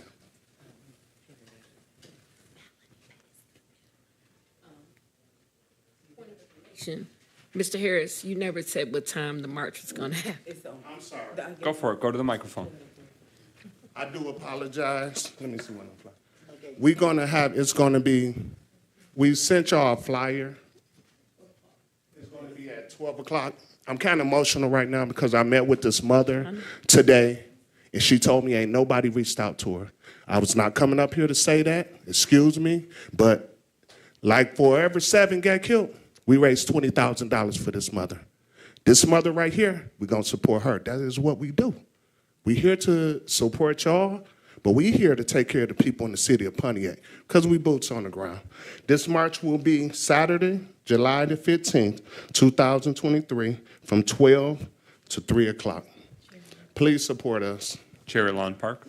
Yes, Cherry Lawn Park. We will be marching through North Hill Farms. Okay. All right. Can you ask him if there's anything set up on mine? All right, thank you. All right. Thank you, sir. Thank you. Ms. Curry? Hi. Before I make my comment, I want to thank each and every one of you, council, because I'm going to be honest with you, I gave up on Pontiac a long time ago. I gave up from the top to the council people. I really did, because I never saw change. And I thank you, Mayor Grandma, and I have asked different people in communities about each and every one of you. And I have heard great things about you, and I already seen the work that the mayor has been doing, because I'm gonna be honest with you, I had really totally didn't want to be involved in anything dealing with Pontiac, because it was just really disturbed me for many years. But my comment is I just found out, McGinnis, you are my council person, District 7, I'm Pontiac Townhouses. My comment, I wanted to know, can you do something, it's a house on the corner of Mechanic and Douglas? Douglas, yes. Well, we don't know if that was their fence, they removed it, or it fell down, but that's supposed to be our extra parking in the back. So we already have a lot of problems with people coming to visit, park in our designated parking spots. And when we tell them that they have to go over on Douglas, they really can't, because the home that's there, they took their backyard and made it a driveway. So where we could park where the fence was, the fence is no longer there. And to my understanding from our manager, she doesn't know if it fell down or they took it down, because I think it was their fence. But the thing about it is, it's a backyard. It's not a driveway. So they took it and converted their backyard to a driveway. So now no one can park there. And because if we do park, they wouldn't be able to get out. Is there something that you can do about that, or check into that? Just a question. We can absolutely check into that, and then I've got my cell phone here that I'll hand that to you so we can talk further about it and stay engaged. Okay. And I did get those potholes patched on Douglas too, over there as well. So luckily we've got that obstacle avoided, but I look forward to helping you get the answer to that. Okay, thank you. Thank you, Ms. Curry. Mr. Claude Vinegar, quick question. Is it your first name Curtis or Claude? Or your nickname is Claude and your first name is Curtis? I'm Claude Curtis, yes. Okay. So the ones that really know me from the projects is Claude. That's it. The ones that know me past the projects is Curtis. And that's because I was getting called Clyde, Floyd, Fred. And so I went with Curtis. But I just want to thank you all too. There's a lot of things that's been done here, and a lot of good things I've been hearing, and you know how much I pester you. So nothing changed there. I do want to ask about one thing, though, because I didn't come back afterwards, with the housing program. Are they having update meetings on that? Because I know I personally had somebody call in and they couldn't get through. And then I had another senior that said that they didn't know what was going on, and when she called, it was too late, And so I don't know if it's they're going to have some other meeting along that line with the housing, but I know there's a lot of seniors that needs more work done to their house than I do to mine. So, because I didn't try to sign up, because I'd rather get them done first. And so that's why I'm wondering where we're at with that too, okay? And to the mayor, I want to tell you, have more faith in your group that's getting these grants and everything. Because when we talked in the park, you sound like you were apologizing for them, but I think they're doing a great job. Okay? That's all I've got. Okay? Y'all have a nice evening. Yeah, thank you, sir. Dr. Deidre Waterman. And after public comment, we can give the floor to Mayor to answer Mr. Vinegar's question. Yes. He can give a status update. It's so great to hear the news about the grant for Martin Luther King Bridge. Glad to get that done. It's going to take a little while. And also, if we get the money that you've been advocating for to help Oakland County come to the city, which we all would like to see, I hope also, Mayor, you're able to use your influence so that deal will not include the surprising $19 million sweetheart payoff to the developer who reneged on the deal he did with us and signed with us. So I hope that is something that you could use your influence to, because that was the thing that was surprising to everybody. But at any rate, I didn't want to take my time for this, but President McGinnis, I came prepared because you corrected me about the raise to the city council and to the mayor. And so I came prepared. It is in the budget, okay, 3%. It's in the, what page is this? Anyway, it is in the budget that's posted on the city website. And this is under budgeted positions.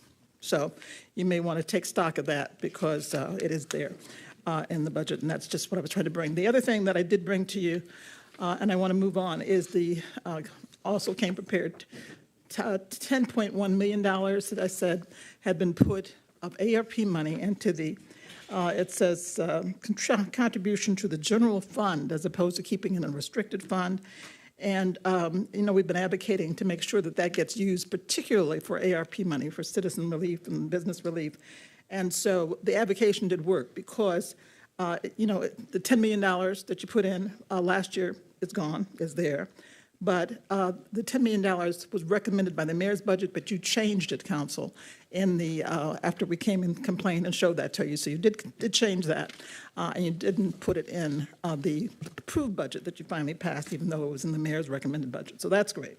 And I did pass around the sheet just to show you, I think it's page 47 out of the budget, so we can read. But what I did want to talk about particularly is the home repair program that opened up. One of the reasons we want to talk about the ARP money is that the home repair program opened and they were overwhelmed. But that's not Deborah Younger's fault. It's the administration has to set up a plan in which all the people who are eligible for this and should be getting it are eligible to get it. So I hope people who didn't push the button on time or didn't get their calls answered will still have access to that. With the water rates going up, you know, people can use that money, and we want to make sure that we get adequate money to the citizens of the city, and then again to the small businesses. So I'm going to keep advocating. It worked with the $10.1 million it was put in the budget, so people, let's keep advocating so we can make sure that the citizens get that money that we had arranged for and that we had fought for with the federal government. $37.8 million can help a lot of people with painting their houses and fixing their sidewalks and things like that. Thank you, Dr. Waterman. Pastor Kathy? Ms. Billy Swazer?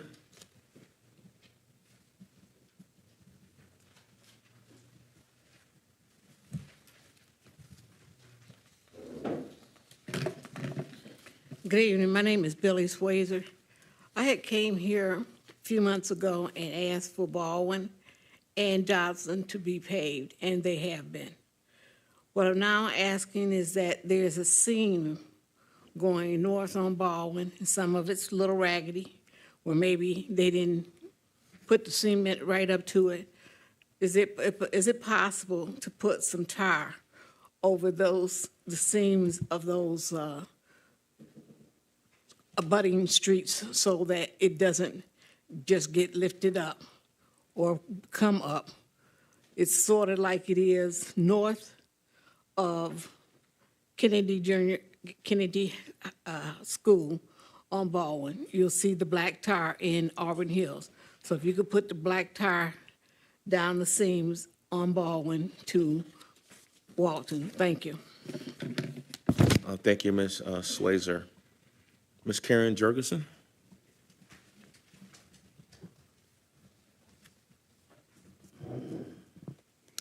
Good evening. My name is Karen Jorgensen, and I reside at 35 North Saginaw Street, and I'm the building owner of Pontiac Art Theater at 47 North Saginaw. The reason I'm here is I was excited to see that there is a structure built in the Hidden River Plaza, which was formerly called the Park. But none of us, I shouldn't say many of us, were not aware of what the structure's purpose was, or it looks like it's supposed to be a stage. And when I brought it to the attention of the mayor, I got immediate response and was happy to be met by John Ballant. And we just went over some of the issues that I think we can do to correct that stage. I have a long-standing history of ADA construction, barrier-free design, aging in place, and environmental access. So when we went out to look at it, we thought that there might be some good, quick resolutions, and that is presently the stage does not have wheelchair accessibility, and there is a ramp that's presently next to the former Buckner Bakery that we might be able to adjoin the ramp to the structure and alleviate losing some space in that small, tight area. There's also no power source out there, so it'd be lovely if we're having bands to have some way to get sound amplified. There's a small step in front of the stage, cement, and I think it might be more of a trip hazard, so it should either be removed or an elongated step for the full length of that stage would be suggested. There's quite a height elevation in the back of the stage. It drops off significantly, so whether there be a guardrail put up or make it look a little bit more appealing to have a tight row of arborvitae shrubs back there, and that would probably help with amplifying the sound and also look nice in the winter months. There's a canvas triangle over the top of the structure. It doesn't seem very functional, so maybe something that would be useful for weather and so on could be put in there. There's a metal green bike rack that's just sitting, not attached to the ground, so that needs to be taken care of. If there's any money in the budget to do a little bit of landscaping, we've had volunteers outside of the city that have done that for years. We also need a posted sign that says that this is a private or a public environment, if that is what it is. We need somebody that possibly manage the stage area, maybe a noise ordinance sound sign, and also possibility for bathroom facilities, because I don't know what's going to happen with people congregating there. And my time's up. Thank you. Thank you. Ms. Darlene Clark and Mr. Chuck Johnson on deck.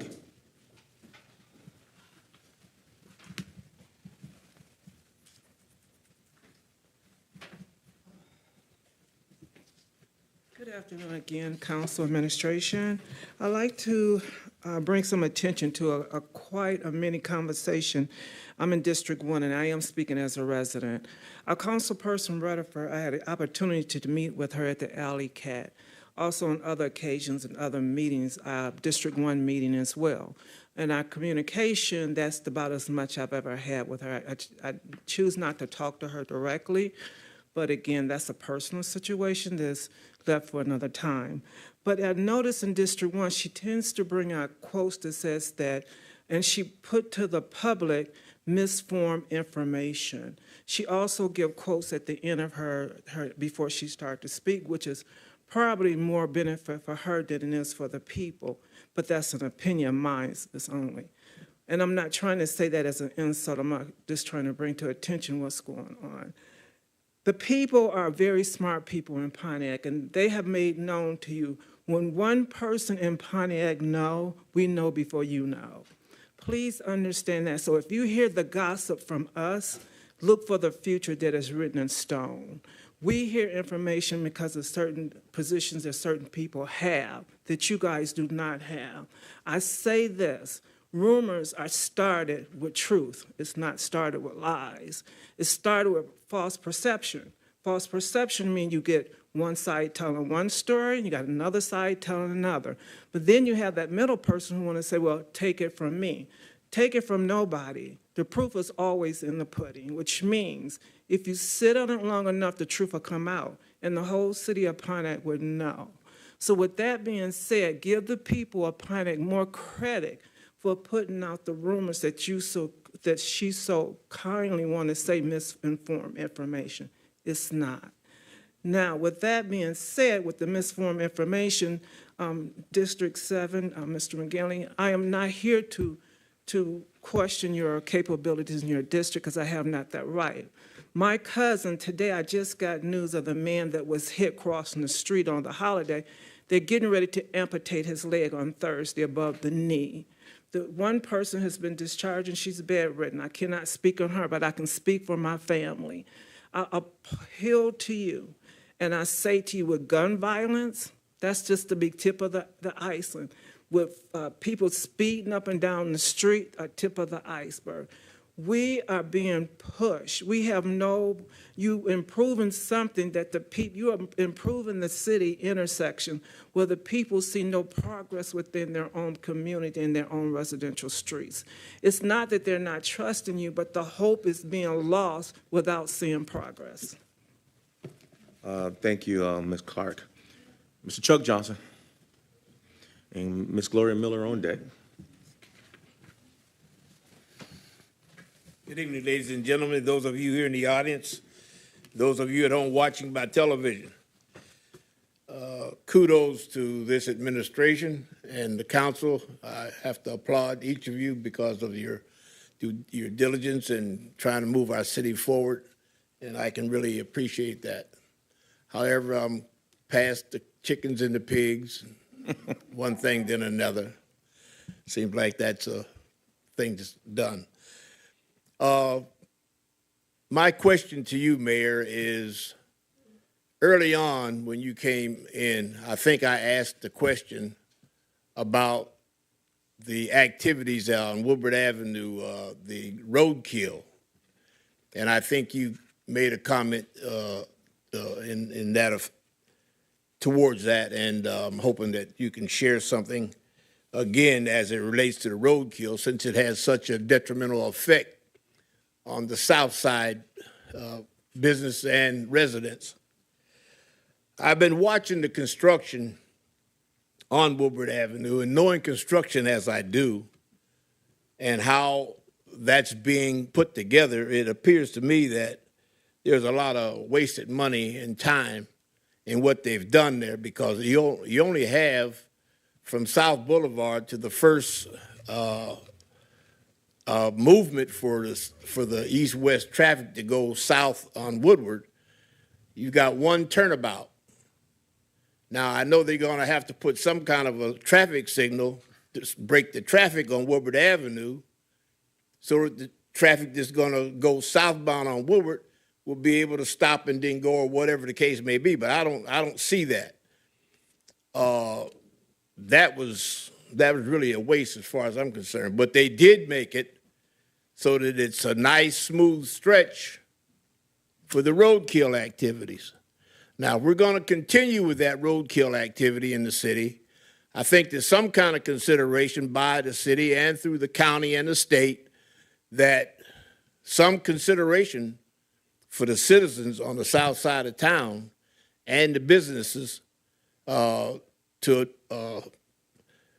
not to be locked in like pigs, because it's not fair to the people. And most of the activity is that whenever someone from out of town comes to our city, scar up our streets and do whatever they do, and then they go back to wherever they came from, then we have to endure the ugliness of that. I only have about 17 minutes, but I wasn't very happy for the way the downtown was left, especially right where the bandstand was for June 10th or whatever that was. It was a landfill down there, and I called your attention, Mayor, to the city parking lot, and we discussed that. I'm not going to get into it, but it's my understanding, and it's a shame to say it, that our brand-new sweeper was not available because it was broke down. That does conclude your time. Thank you very much. Thank you, Mr. Johnson. Ms. Gloria Miller. And she's the final speaker, President McGinnis. Good evening, everyone. First, I want to start out by saying, Councilman Parker and Councilman Carrington, when you do wrong, I talk, and when you do something I had asked you to do, you did. I thank you. I appreciate it. Even though I'm not in your district, Mr. Carrington, but you know all 7 is mine, because I'm a resident, just like you are. So I appreciate you for cutting the grass. And you too, Mr. Parker. I did get in touch with Mr. Elam, and he missed me, but I guess he'll get back with me. But I also want to state that you did mention that you have asked me to come to some of the meetings. Let me explain to you where I'm at now. I'm back to an activist. That's what I did for 20 years coming up here before I got into council. I like this side better because I work hand in hand. I don't have to play politics with it. And that's where I'm going to go right now. 2 weeks ago, I didn't come last week because I was upset because I found out that one of those people that was hurt in that incident on Martin Luther King was my cousin. And I was so torn. And it's funny, Raheem and I, we go way back. I did many marches with him back in the day, and I'm getting ready to start. That's where I work at. I'm an activist. I'm going to do what I do good to help the people because I don't play politics. I do things from the heart because I love them. And with that being said, I'm still here speaking on my cousin's behalf. I know the other two people. I know Norbert, but I won't speak on him. I'm going to speak on my cousin. I got a call from her today. They're going to have to amputate his leg from the knee up. He's in my district, Councilman Parker. He's in University Place Apartments. And it's funny that he came down here. I too came down for the same reason. No one has reached out to him and his family. They called me over the weekend. They said, no, I come down here. She said, cuz why no one's been here? Not even a clergy to pray for him. No one. And he's going through. This young man is going through. He's in trouble. Actually, all three of them in trouble. But I'm only going to speak on Ruben. And he has a GoFundMe page. And I got it. And I want to give it to everybody and help him. If you can donate $10, $5. Because this young man's life is messed up for a long time, if not forever. He's not out the woods, nowhere. Right now is his leg right now. I cried. I went to bed one night crying. I said, good things, bad things happen to good people. He was just at a party. And no one is talking about charges. Was it an accident? That was informed. They asked me to come down and speak on this. No one has said anything. It's just like, it was an accident. And I'm here to tell you, it's not going to be an accident for my cousin Ruben. We're going to find out what happened here. This young man's life is done for a long time, if not for good. Amputating one of his legs. They don't know if they need to take the other one. And I just want to say this to the citizens of Pontiac. Ruben has a website by Annette Barnes on a GoFundMe page. Please go out and donate to him. We're about helping each other. Thank you. That's all I wanted to say. It's sad that no one has reached out to that family. No one. Can she repeat that again? Yeah, she can repeat it, please. Can you repeat the GoFundMe thing? I was trying to write it down. Melanie, it's under Annette Barnes. Annette, okay. And we're trying to get money for him because he won't work anytime soon. I was told he's going to lose his insurance from his job. This is our own. We got to take care of our own. And so I'm going to go out with Raheem, and we're going to raise some money, and we're going to get it done for everybody that's been hurt. Yes, thank you, Ms. Miller.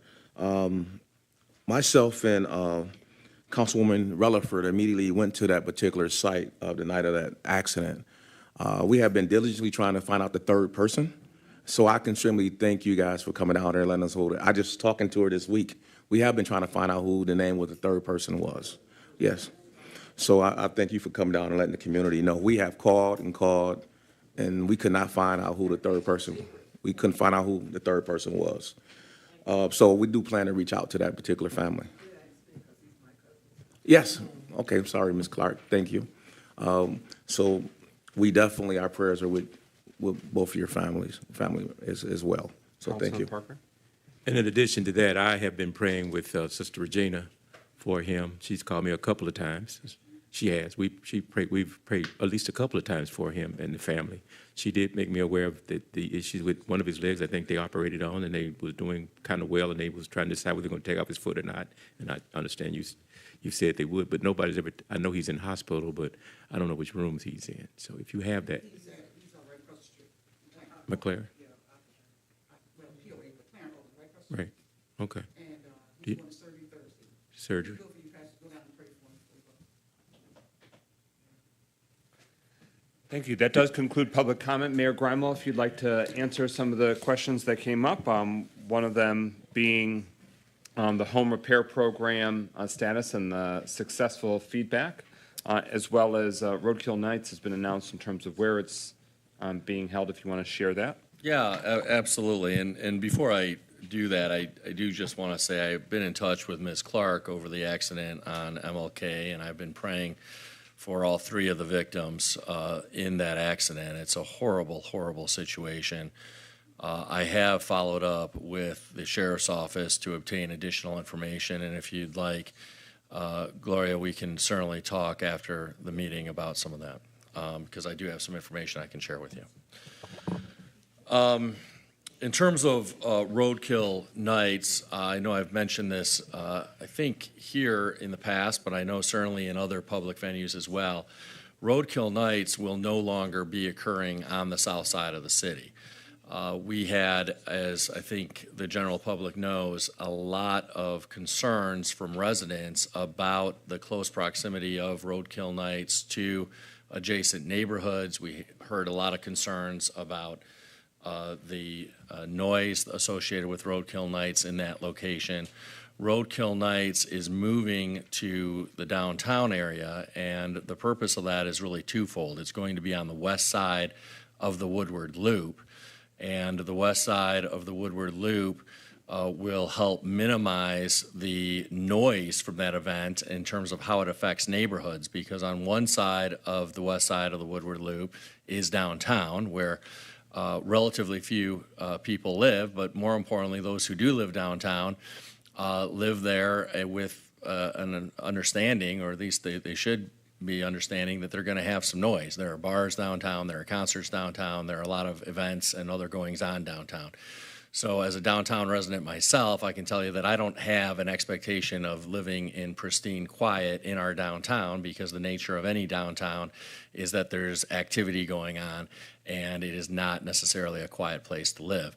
On the other side of the west side of the downtown loop is the railway berm, and so that will help cushion the noise from roadkill nights to the west side of downtown and to neighborhoods in that direction. So we're optimistic that there'll be less concern. I will never say zero concern, but there will be less concern about the noise of roadkill nights in its new location, where it will be happening this August. In addition, this new location of roadkill nights will help bring more people to our downtown. And while some of them, I'm sure, will be visiting vendors provided by Roadkill Nights, we hope that some of them will support some of our downtown establishments, restaurants, bars, and other places downtown to help support some of the local businesses in the heart of the city. So we're excited about this new location for Roadkill Nights. We think that it will both reduce some of the nuisances that residents have expressed concern about, while simultaneously bringing some additional benefits to city businesses, local businesses here in the community. In terms of the home repair program, I think everyone knows that we have a lot of need here in the city for assistance with home repairs. We knew that going into this. We allocated $3.3 million for the home repair program. The original proposal was to do that in 3 rounds of $1.1 million each. But we also knew that we have a lot more demand for the program than that funding allows for. Applicants are allowed to apply for up to $25,000 for each home. And when one does the math, if every applicant gets $25,000, and some may not get the full amount, but if every applicant were to get the full amount, each round of $1.1 million would only cover 44 homes. And so that's just the nature of home repairs. They're very expensive, and a lot of our homeowners are of modest income and need a lot of financial assistance to repair the homes. So we knew going into this that we'd have more demand than that amount of money allows. We are seeking additional funds to try to expand the program and allow more people to participate. But by way of explaining the kind of demand that's out there for the program, within just 3 or 4 hours on the very first day last week that we opened this program up to start taking appointments, because everybody's required to come in for a 1-hour appointment so that we can explain exactly what's needed in terms of paperwork. We can help them collect their paperwork so that they can apply. So everybody is required to schedule an appointment. And just within the first several hours of the first day we took appointments, the hotline received 1,982 calls. Of those, Well, that was a total number of calls last week. Of those, though, 1,633 were received on the very first day.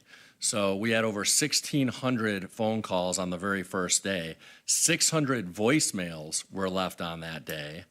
And immediately, based on just the intake that day, 286 application appointments have now been scheduled.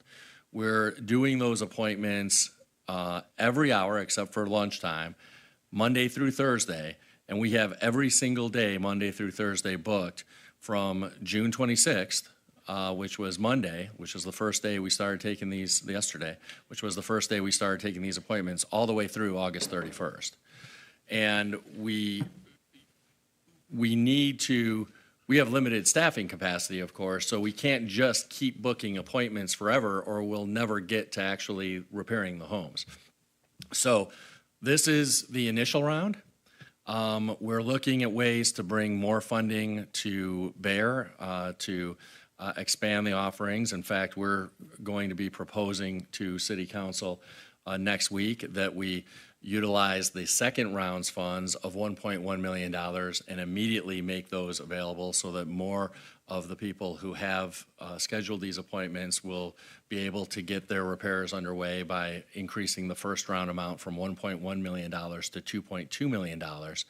We know that we'll have at least another round of $1.1 million, but our staff has already started fundraising through grants and other opportunities to bring even more funds to bear, and we've already, we believe, secured an additional $400,000 in just the past couple of weeks. So we're going to continue to seek additional funds to really expand opportunities. We understand and know, and we're very sympathetic with those who did not contact us early enough to get one of these appointment slots because, as we said from the outset with this program, it's a first-come, first-served program. But there will be at least one other round. We hope there'll be more than just one additional round. So don't give up hope yet. There'll be additional opportunities to apply and to receive funding. So we understand and are sympathetic with the disappointment, but there will be additional rounds. And Mayor Grimel, is it correct that there were 10 staff members that were manning the phones in that first day? So it's not like it was one overwhelmed person, that there was a full court press to be able to provide the live feedback, and that everyone who's left a message has been called back and is continuing to be responsive. That's exactly right. Yeah, I can't vouch for the specific number of 10, but I can tell you that we had certainly over 5 people manning the phones, and we've had a whole bunch of staff people returning calls both that day and since then. So I believe by now everybody has received a return phone call. If there are a small number of folks who haven't yet received a return phone call, they soon will receive a return phone call. And thank you to you and your staff who've done all that legwork, because that's a very, very, very high volume, and it just speaks to the demand and how the decision by City Council was a solid one in terms of the applying of those funds.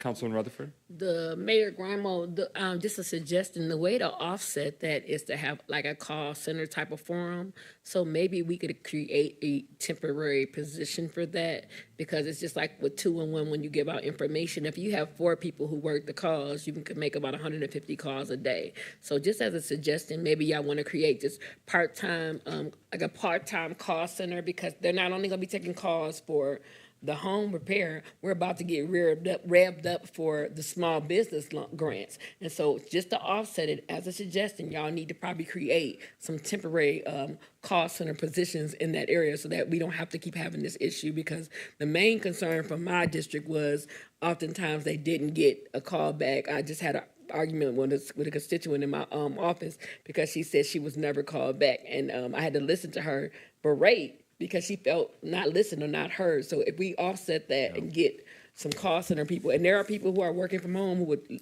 definitely like to get that extra income, we create a situation that would better benefit the community. We're certainly open to that, Councilwoman, and as you know, we are able to use a certain percentage of the ARPA dollars for administrative costs to hire additional staff to help with the program. We have hired at least 2 additional staff just to work on the home repair program, in addition to all of the contractors who will be doing the actual repairs. I know that the order in which people were offered appointments to hit this 286 appointment threshold was in the order that they either called or left a message. So lots of people, as I indicated, left messages. 600 voicemails were left, and that's the order in which appointments were offered to people. So even if they didn't talk to a person immediately, they were offered an appointment in the order that they called or left a voicemail. So again, I believe by now everybody has received a return phone call. There may be a small number of people who have not yet received a return phone call who will in the next day or two.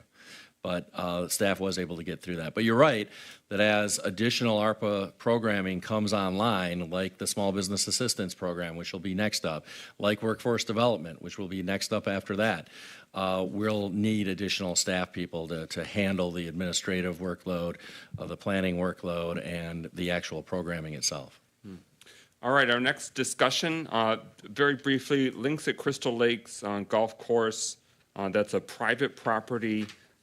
It's been raised in public comments, inquiring about the status of that.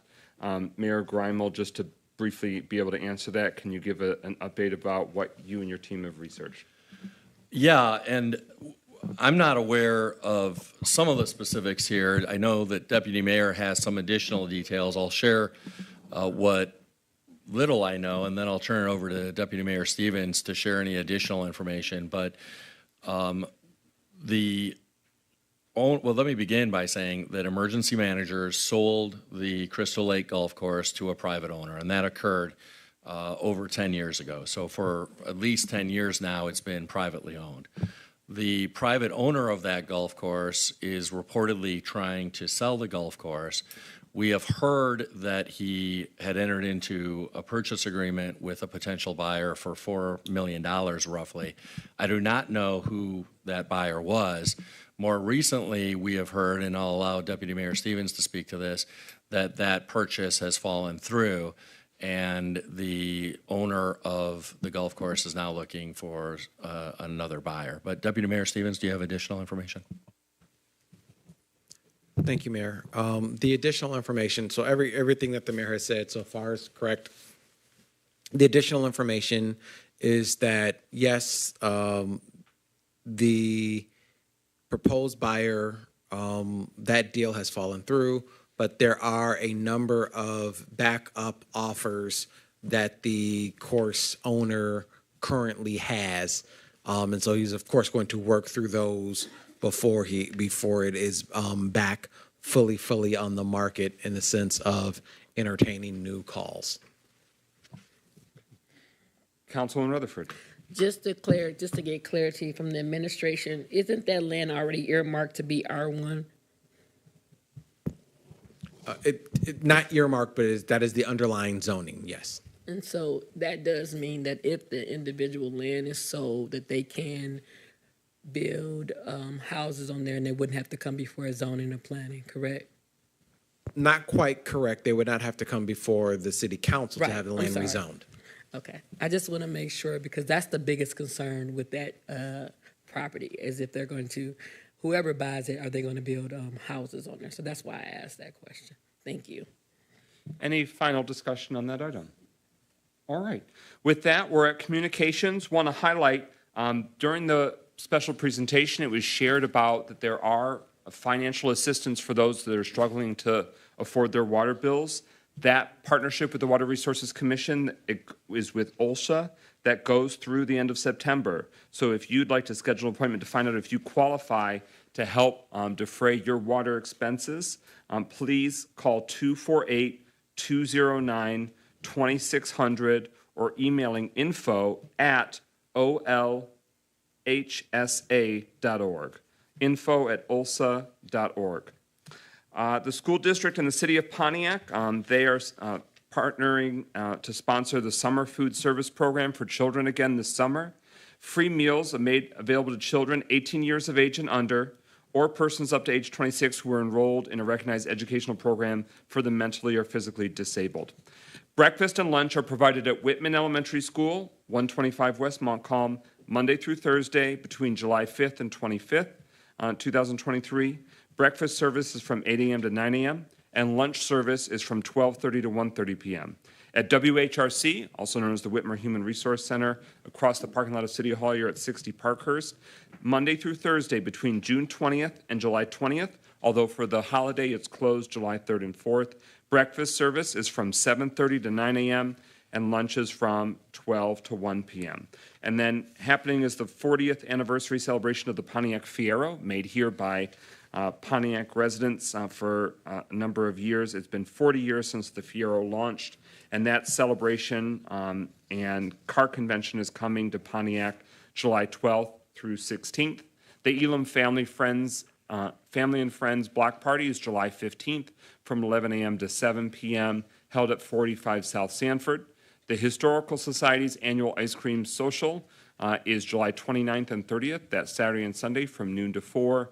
Each day, free admission and free ice cream, and that's located at 405 Cesar E. Chavez next to the Wisner Memorial Stadium. Mayor's office, would you like to share your communications? Yes, thank you. Just two communications. One is that as we have now kicked off our summer youth recreation and enrichment programming, I want to invite those with young people in the community to go onto the city's website and consider enrolling their young people into some of these programs. We've got a lot of really great offerings this summer, including swimming, among a number of other activities. So we try to have a really broad range of activities, not just sports and athletics, but other enrichment activities. So please visit the city's website and look at possibly enrolling young people in these terrific opportunities, which are completely free of charge to Pontiac residents. They can do so, you can do so, by going to pontiacrecreation.recdesk, that's R-E-C desk.com. In addition, we are now soliciting proposals from entities and groups and people in the community who would like to be a contractor to the city to provide youth recreation programs in the fall. And so if there are folks out there who have some experience or background providing youth recreation or youth enrichment programming, not just, again, sports and athletics, it could be music or art or chess classes or reading programs or as we recently talked about here, tutoring programs or other academic enrichment programs, please reach out to purchasing and let us know if you're interested. You can do so by emailing the purchasing department at purchasing@pontiac.mi.us. So pretty straightforward, purchasing@pontiac.mi.us. The deadline to submit a proposal is July 12th, 2023, so July 12th, about 2 weeks away. So we encourage folks to submit some proposals. And then lastly, I want to make sure that people are aware of this summer's Music in the Park series. We had a really successful series of concerts last summer that we termed the Lawn Chair Concert Series. This summer, we've got the Music in the Park series. And we had one event last Thursday. That was the first event of the summer, but we've got 6 more events coming up, one in each of our city council districts. Last week's was in Hawthorne Park in Councilwoman James's district. This Thursday, 2 days from now, June 29th, we have a concert at Galloway Lake Park. And that concert features The Project with special guest Sweet Willie T, and that's at 6:30 p.m. this Thursday, June 29th at Galloway Lake Park. Then on Thursday, July 13th, also at 6:30 p.m., we have the Tribute to Soul Train featuring with special guest the Sax Maniacs, and that is at North Kiwanis Park. Then on August 3rd, also Thursday at 6:30 p.m., at Bodette Park at the Mill Dam, we've got Dirk Kroll with special guests, Accent Pontiac. Then on August 10th, Thursday at 6:30 p.m. at Aaron Perry Park, we have the Firewalkers with special guest El Chorito. And August 24th at 6:30 p.m., Thursday, we have our very own Councilwoman Melanie Rutherford performing. And lastly, September 7th, Thursday, at Murphy Park, we have the group Persuasion with special guest Consuming Arts. So come on out for these free concerts. It's a good time, and we look forward to seeing folks out at the events.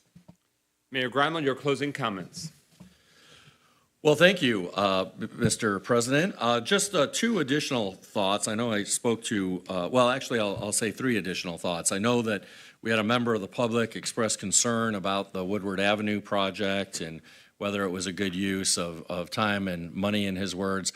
I do just want to reiterate, as we've said in the past, that this is not a city project. It's a Michigan Department of Transportation project. It's a state highway administration project.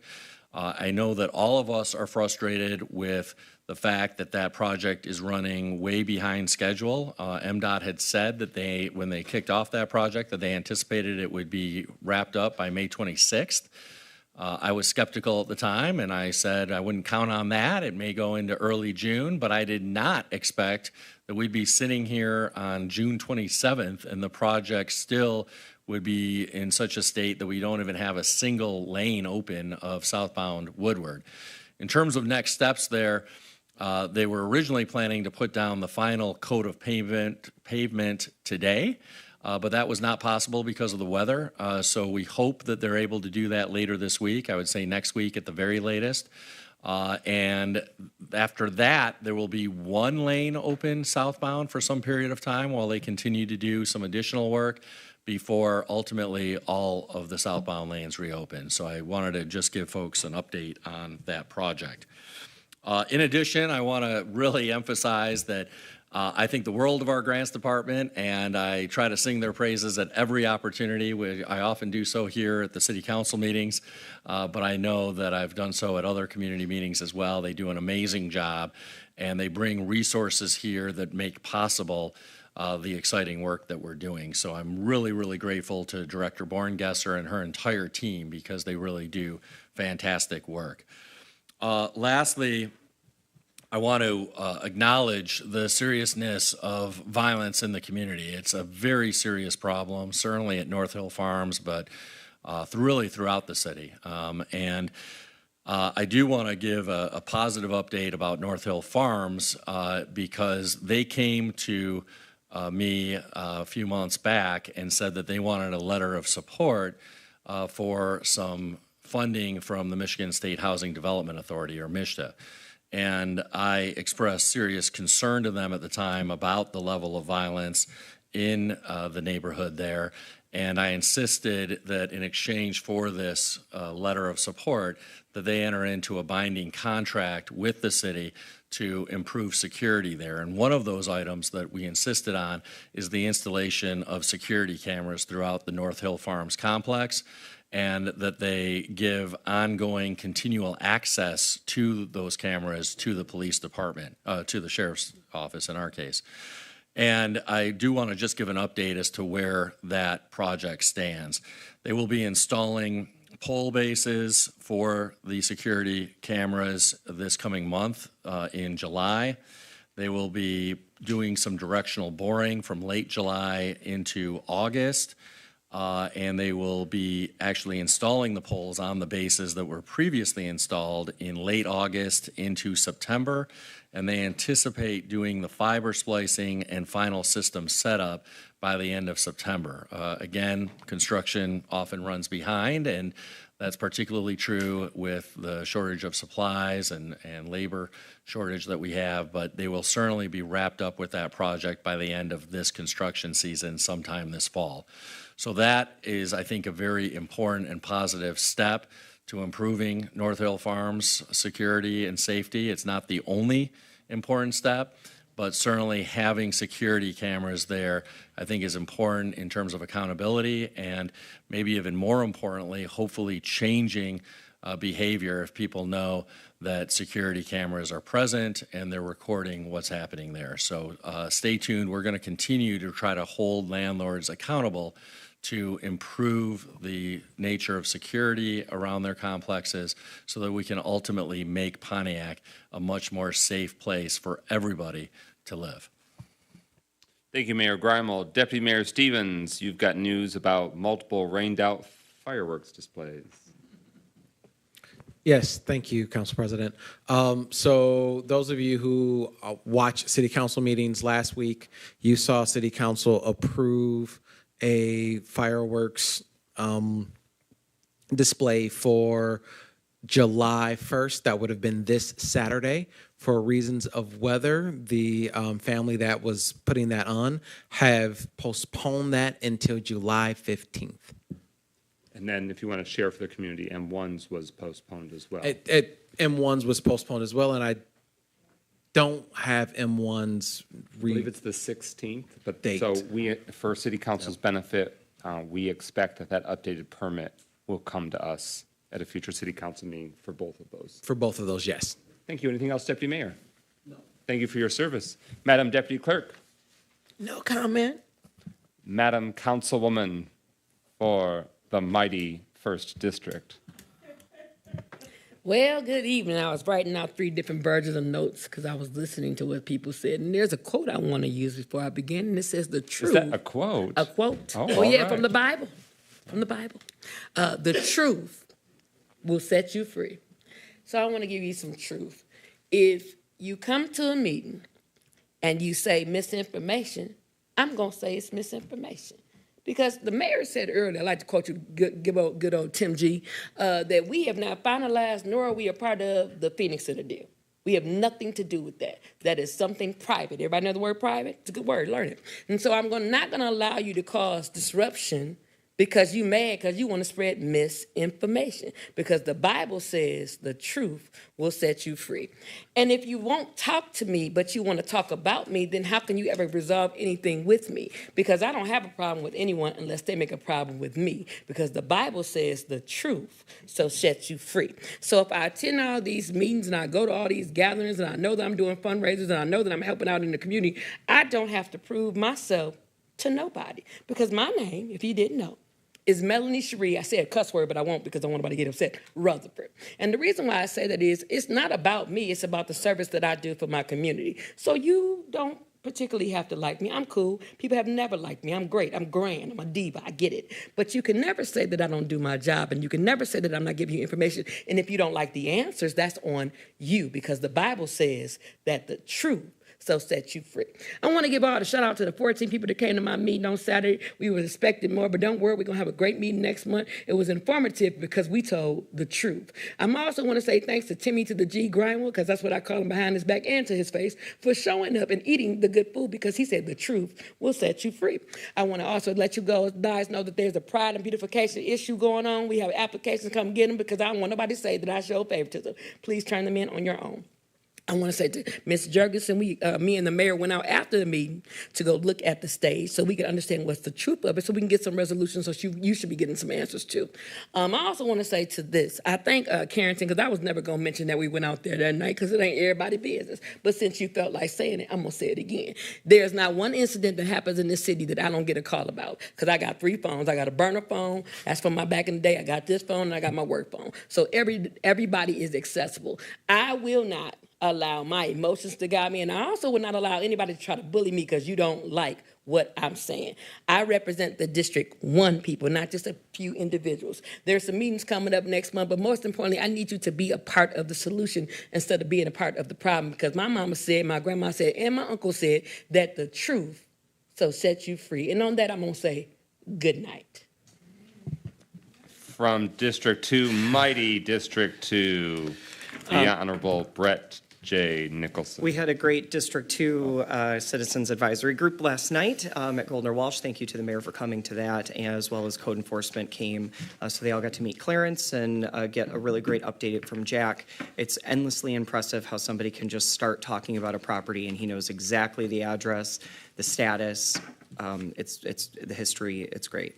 At that meeting, I did give an update preemptively regarding budgeting and letting everyone know what was going on, because I was sure that we would continue to hear the misinformation regarding the $10 million of ARP. I understand that financial statements are very difficult to understand, especially when you've got investments and you've got a fund balance and you've got an operating budget. And we've talked here in this chamber a lot, and I've asked questions of how we can streamline some of those processes, because sometimes it gets a little bit confusing for us when we hear about the same funding mechanism, but we have to vote on a contract being awarded, money being pulled out of a fund balance and assigned to the general fund, the actual award of the contract, and then moving it into the right account. So maybe we got a new finance director.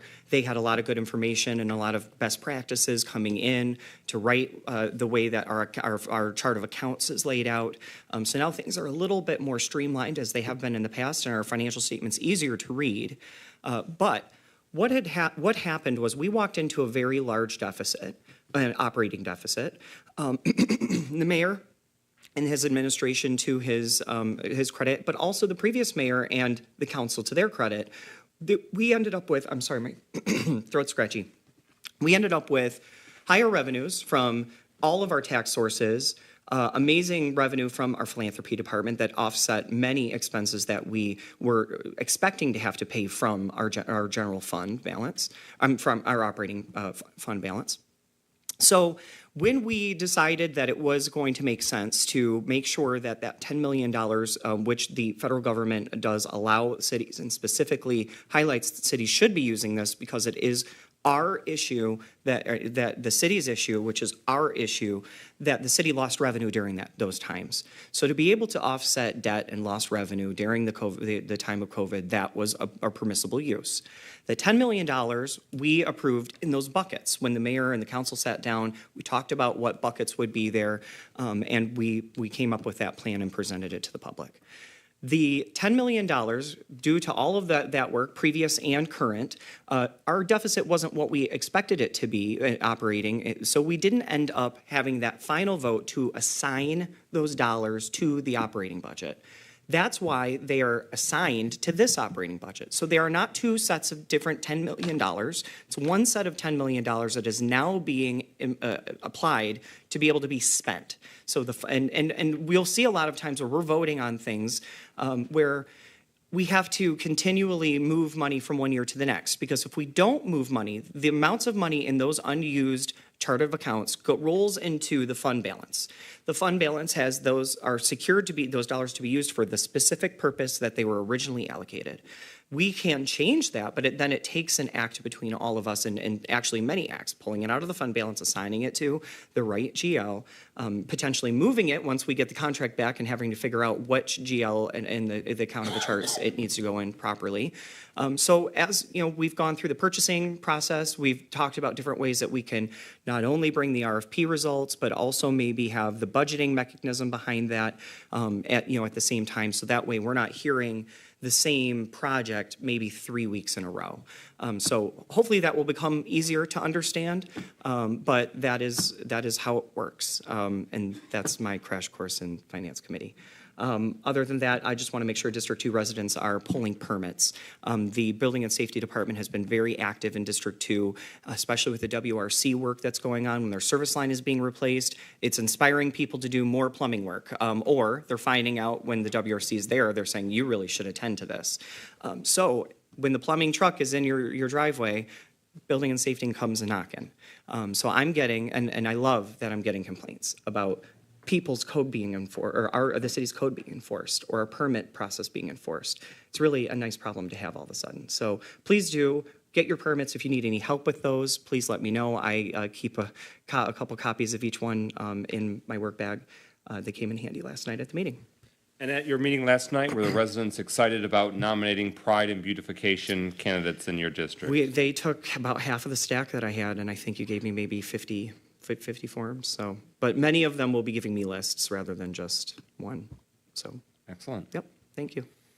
Again, we send our well wishes to the Honorable Councilman Mikhail Goodman, representing District 3, who's off at a national conference expanding his professional development. The Honorable William Parker Jr. from the mighty District 5. Thank you, Brother President. I don't have anything to share this evening, except that I believe next Tuesday is the 4th of July. That's right. So our meeting next week, thank you so much. Our meeting next week, we voted at the beginning of the year to set our calendar, so it's on Thursday, July 6th. So if you come to make a public comment on Tuesday, 1, you won't get in the door, 2, you'll be lonely, and 3, there's some fireworks somewhere, not in the City Hall parking lot for you to go see. Thank you for flagging that. But I do want to thank the Oakland County Animal Control Division for the work that they've been doing with trying to control the animals up in District 5. I've had numerous conversations with Pat, who's the supervisor, with Mr. Kleber, who's the officer, and Mr. Preston, who's been keeping the neighborhood safe and clean. And I know they've had multiple conversations with our own code enforcement director, and things are looking good in regards to controlling the animals in that district. So I say thank you to them. And with that, I say good night. Very good. From the mighty District 4, the Honorable Kathleen James. What's your middle name, if you care to share, or your middle initial? W. W. That's right. Good evening, everyone, and I just want to mention a couple of things tonight. The Friends of Pontiac Parks and Community Foundation have started our Junior Park Ranger program in the city of Pontiac, and we are currently still hiring youth. We have a few people who are already working, but we are currently still hiring youth for Junior Park Rangers in the city of Pontiac.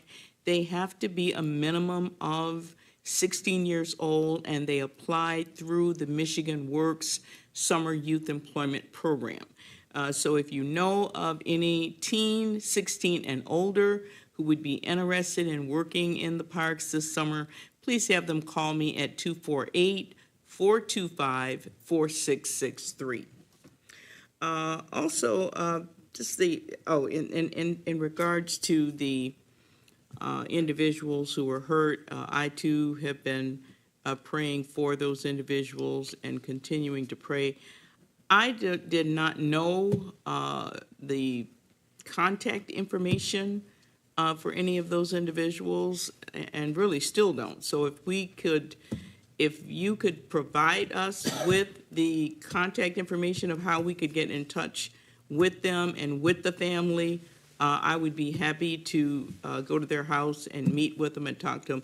I don't have that contact information. I think to just assume that we automatically know how to reach out to these folks is not, a good assumption. I would be happy to reach out to them if I had their contact information. So if you could provide that, I'd really appreciate it. And then finally, District 4, we had our district council meeting last Thursday. We had Damar Bias from Water Resource was there. We had a very good meeting. And one of the things that came out in the meeting and also subsequent conversations is that we are having quite a problem with speeding in our district, and I'm sure other districts are dealing with the same thing. But, I don't know whether it's accelerated drug issues in the city of Pontiac. I have no idea why we have so many people who just feel like it's a good idea to go down residential streets going 80 miles an hour. So that's going to be an issue that we, as a city, will have to be able to address a lot stronger than what we have done in the past. I reached out to our community policing officer, and they are working on it.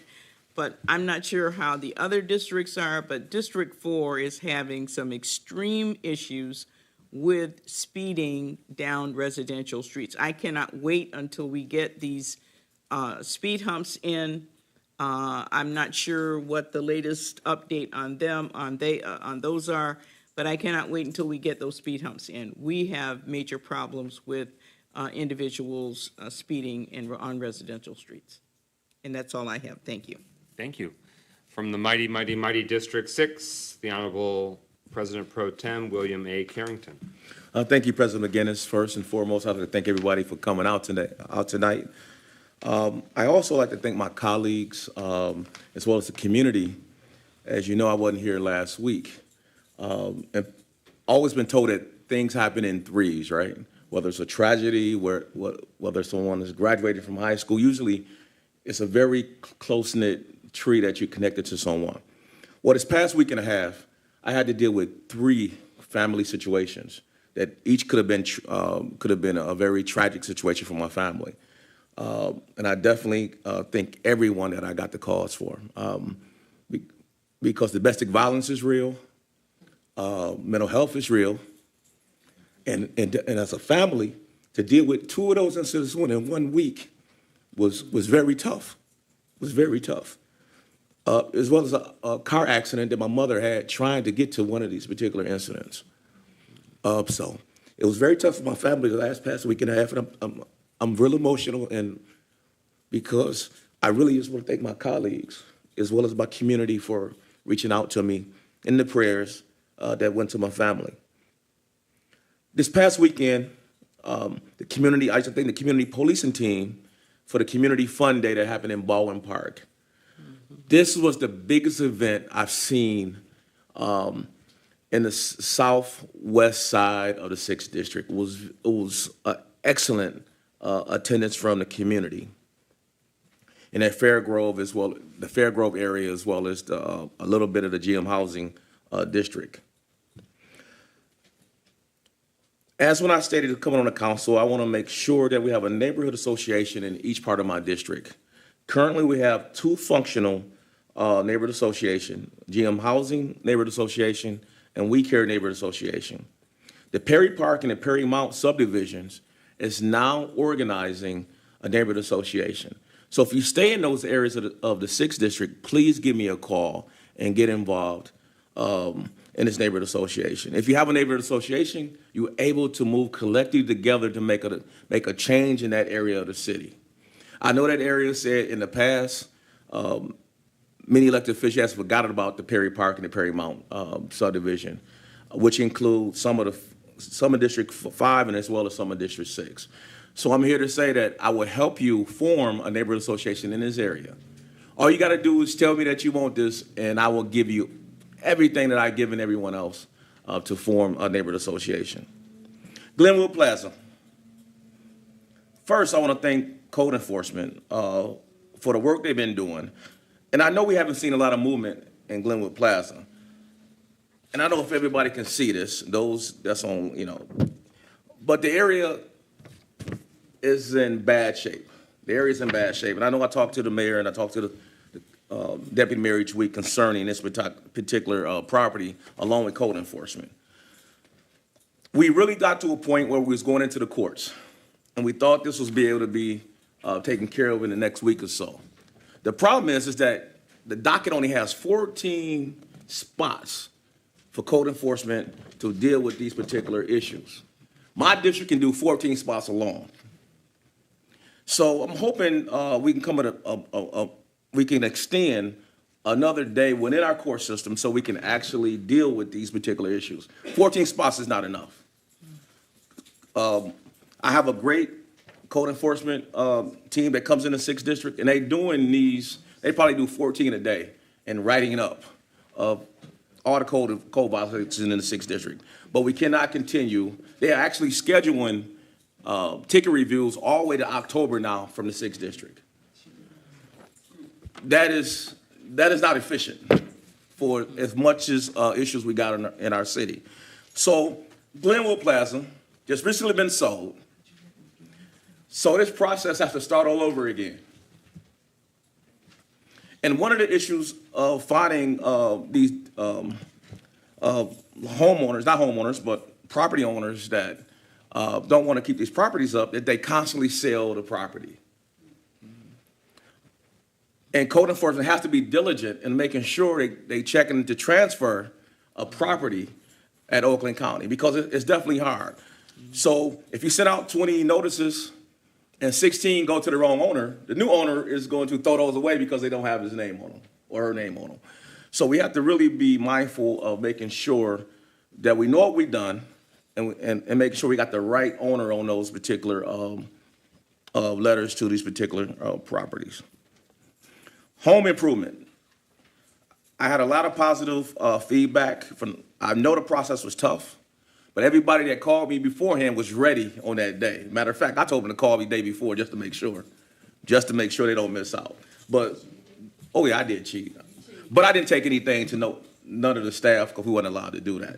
Yeah. But they definitely was ready, and those that contacted me did also contact me, said they did receive an appointment with the city concerning that program.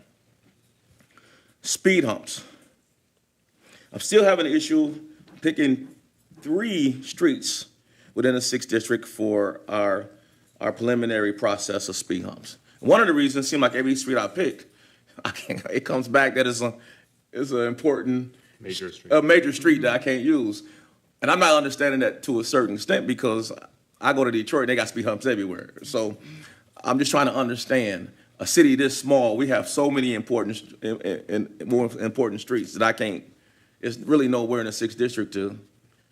So I want to really be able to talk to someone concerning that, so I can pick my 3rd street, because the last code, somebody told me last year that the last street I sent was okay. Now I've been told that the last street I sent is also a major street. So I don't know what to do, in that situation. I know the process is probably waiting on myself and one other council person to pick all their streets. So forgive me, council, for holding up this process. We'll take yours. So I definitely want this temporary process to happen. We've been talking about speed bumps, not only our council, but the last council.